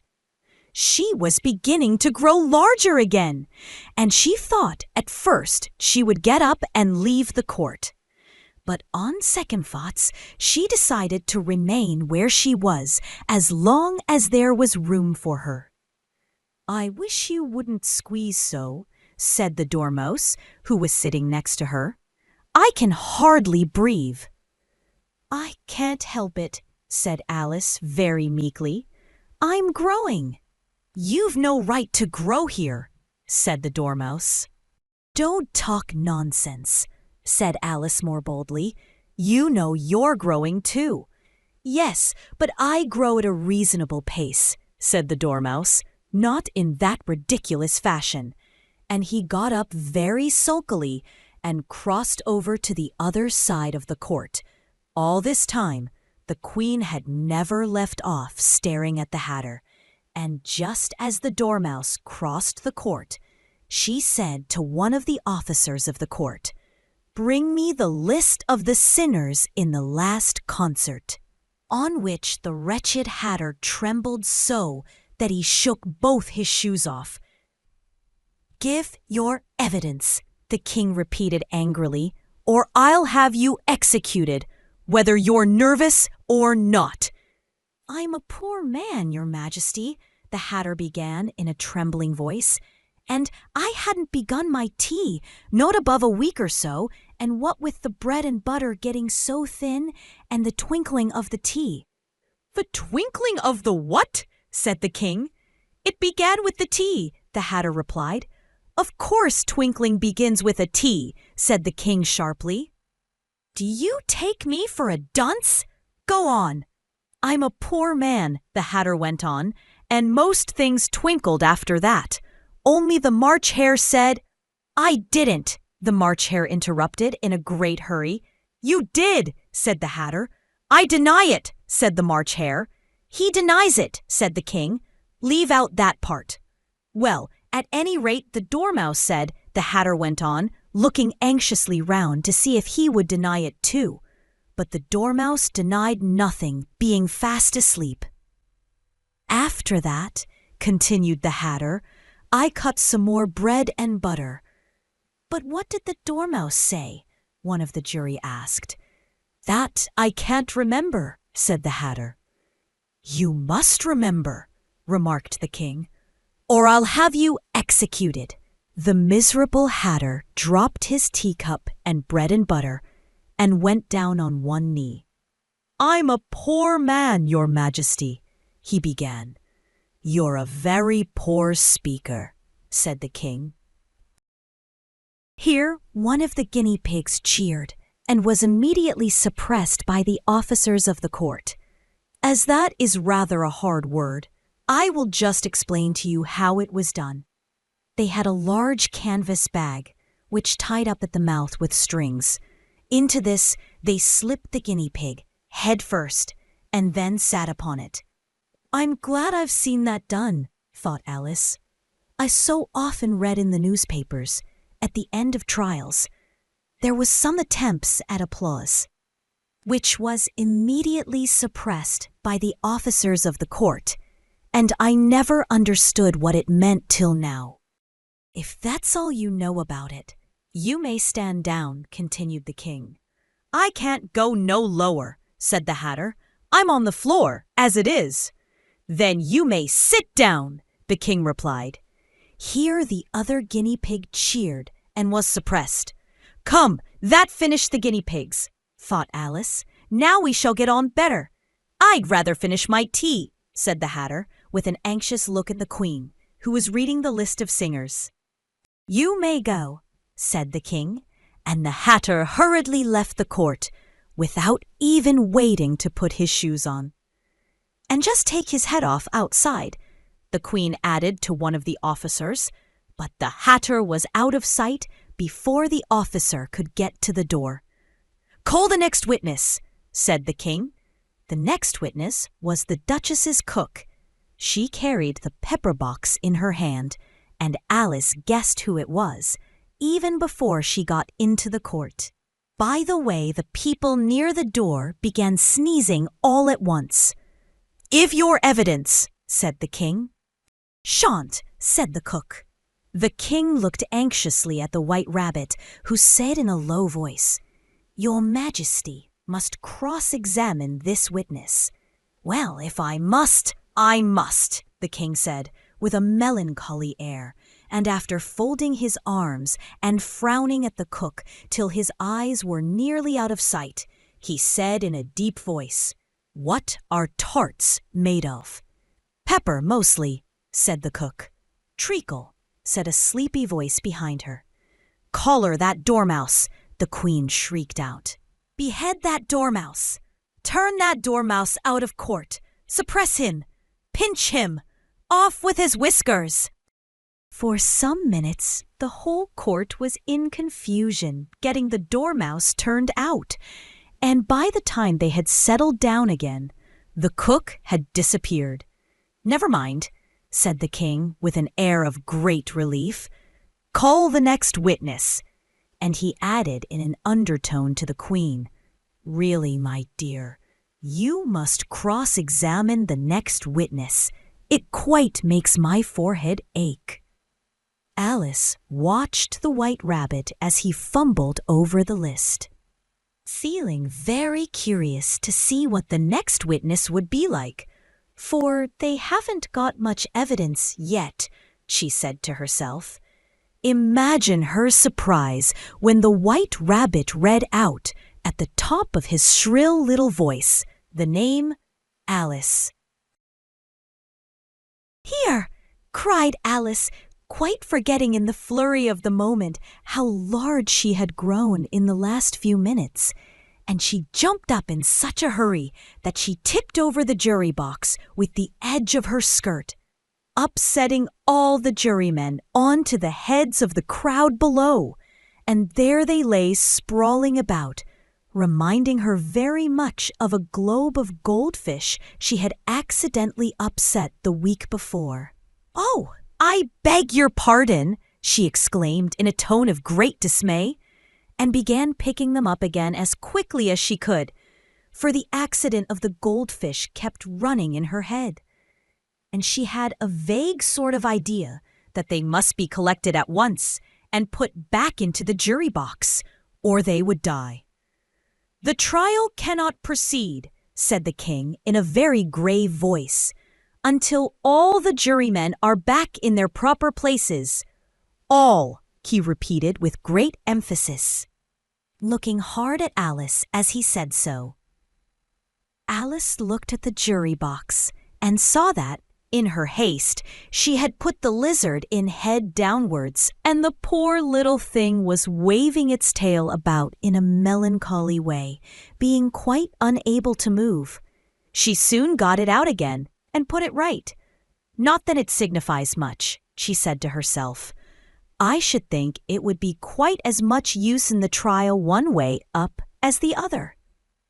As soon as the jury had a little recovered from the shock of being upset, and their slates and pencils had been found and handed back to them, they set to work very diligently to write out a history of the accident, all except the lizard, who seemed too much overcome to do anything but sit with its mouth open, gazing up into the roof of the court.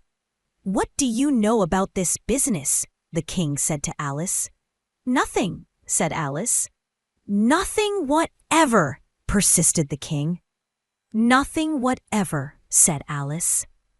"That's very important," the king said, turning to the jury.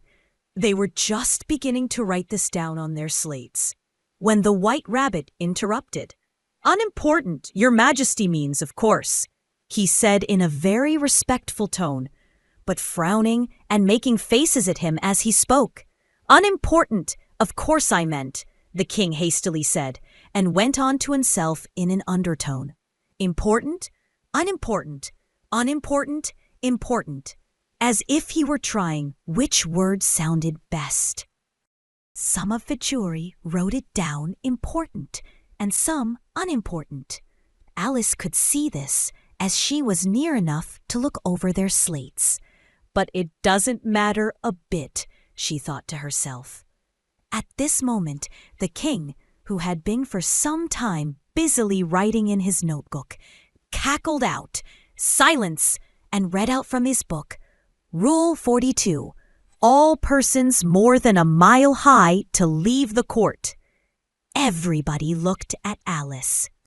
"I'm not a mile high," said Alice. "You are," said the king. "Nearly 2 miles high," added the queen. "Well, I shan't go at any rate," said Alice. "Besides, that's not a regular rule. You invented it just now." "It's the oldest rule in the book," said the king. "Then it ought to be number 1, said Alice. The king turned pale and shut his notebook hastily. "Consider your verdict," he said to the jury in a low, trembling voice. "There's more evidence to come yet, please your majesty," said the White Rabbit, jumping up in a great hurry. "This paper has just been picked up." "What's in it?" said the queen. "I haven't opened it yet," said the White Rabbit. "But it seems to be a letter written by the prisoner to somebody." "It must have been that," said the king. "Unless it was written to nobody, which isn't usual, you know." "Who is it directed to?" said one of the jurymen. "It isn't directed at all," said the White Rabbit. "In fact, there's nothing written on the outside." He unfolded the paper as he spoke and added, "It isn't a letter after all. It's a set of verses." "Are they in the prisoner's handwriting?" asked another of the jurymen. "No, they're not," said the White Rabbit, "and that's the queerest thing about it." The jury all looked puzzled. "He must have imitated somebody else's hand," said the king. The jury all brightened up again. "Please your majesty," said the knave, "I didn't write it, and they can't prove I did. There's no name signed at the end." "If you didn't sign it," said the king, "that only makes the matter worse. You must have meant some mischief. Or else you'd have signed your name like an honest man." There was a general clapping of hands at this. It was the first really clever thing the king had said that day.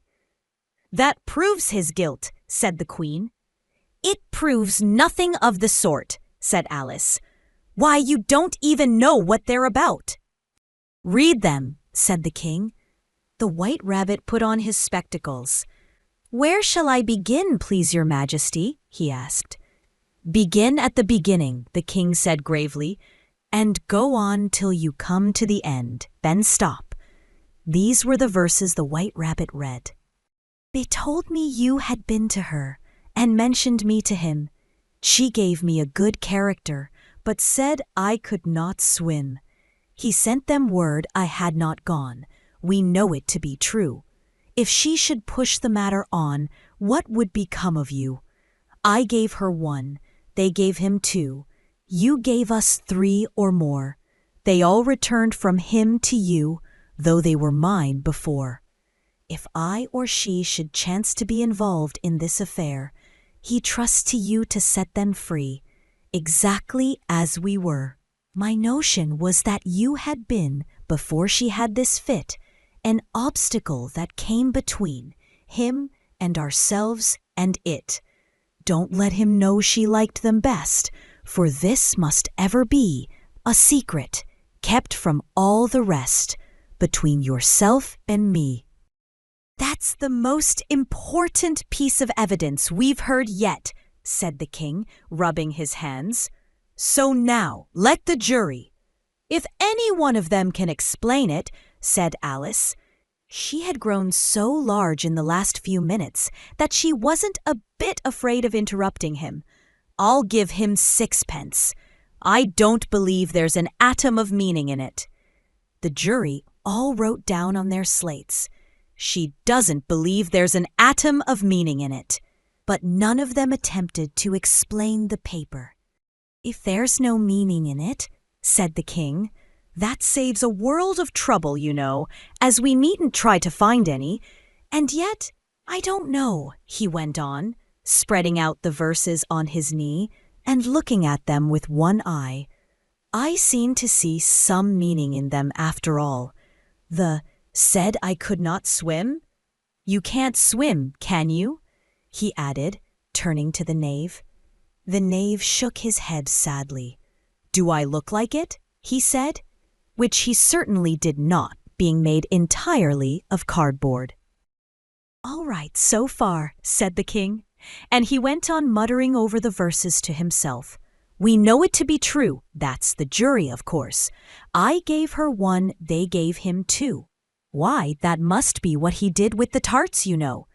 But it goes on, they all returned from him to you, said Alice. Why, there they are, said the king triumphantly, pointing to the tarts on the table.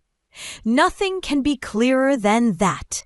Then again, before she had this fit, you never had fits, my dear, I think, he said to the queen. Never, said the queen furiously, throwing an inkstand at the lizard as she spoke. The unfortunate little Bill had left off writing on his slate with 1 finger, as he found it made no mark, but he now hastily began again, using the ink. That was trickling down his face, as long as it lasted.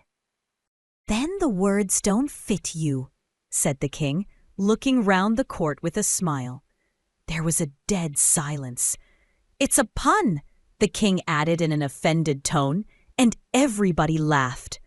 Let the jury consider their verdict, the king said for about the 20th time that day.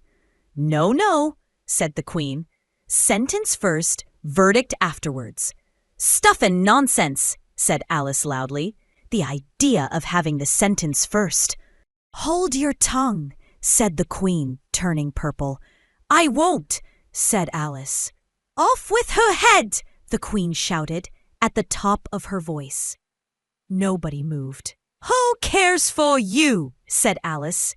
She had grown to her full size by this time. You're nothing but a pack of cards. At this, the whole pack rose up into the air and came flying down upon her. She gave a little scream, half of fright and half of anger, and tried to beat them off, and found herself lying on the bank with her head in the lap of her sister, who was gently brushing away some dead leaves that had fluttered down from the trees upon her face.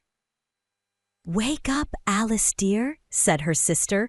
Why, what a long sleep you've had. Oh, I've had such a curious dream, said Alice, and she told her sister, as well as she could remember them, all these strange adventures of hers that you have just been reading about.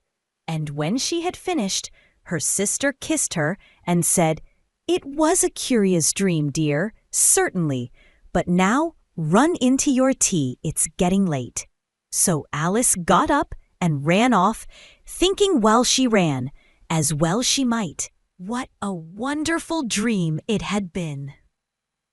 But her sister sat still just as she left her, leaning her head on her hand, watching the setting sun, and thinking of little Alice and all her wonderful adventures, till she too began dreaming after a fashion. And this was her dream. First she dreamed of little Alice herself, and once again the tiny hands were clasped upon her knee, and the bright, eager eyes were looking up into hers. She could hear the very tones of her voice, and see that queer little toss of her head to keep back the wandering hair that would always get into her eyes. And still, as she listened, or seemed to listen, the whole place around her became alive, the strange creatures of her little sister's dream. The long grass rustled at her feet as the white rabbit hurried by. The frightened mouse splashed his way through the neighboring pool. She could hear the rattle of the teacups as the March Hare and his friends shared their never-ending meal, and the shrill voice of the Queen ordering off her unfortunate guests to execution. Once more, the pig baby was sneezing on the Duchess's knee, while plates and dishes crashed around it. Once more, the shriek of the griffin, the squeaking of the lizard's slate pencil, and the choking of the suppressed guinea pigs filled the air, mixed up with the distant sobs of the miserable mock turtle. So she sat on, with closed eyes, and half believed herself in Wonderland, though she knew she had but to open them again, and all would change to dull reality. The grass would be only rustling in the wind, and the pool rippling to the waving of the reeds. The rattling teacups would change to tinkling sheep bells, and the Queen's shrill cries to the voice of the shepherd boy. And a sneeze of the baby, the shriek of the griffin, and all other queer noises would change, she knew, to the confused clamor of the busy farmyard, while the lowing of the cattle in the distance would take the place of the mock turtle's heavy sobs. Lastly, she pictured to herself how this same little sister of hers would, in the aftertime, be herself a grown woman, and how she would keep, through all her riper years, the simple and loving heart of her childhood, and how she would gather about her other little children and make their eyes bright and eager with many a strange tale, perhaps even with the dream of Wonderland of long ago, and how she would feel with all their simple sorrows, and find a pleasure in all their simple joys, remembering her own child life and the happy summer days. The end.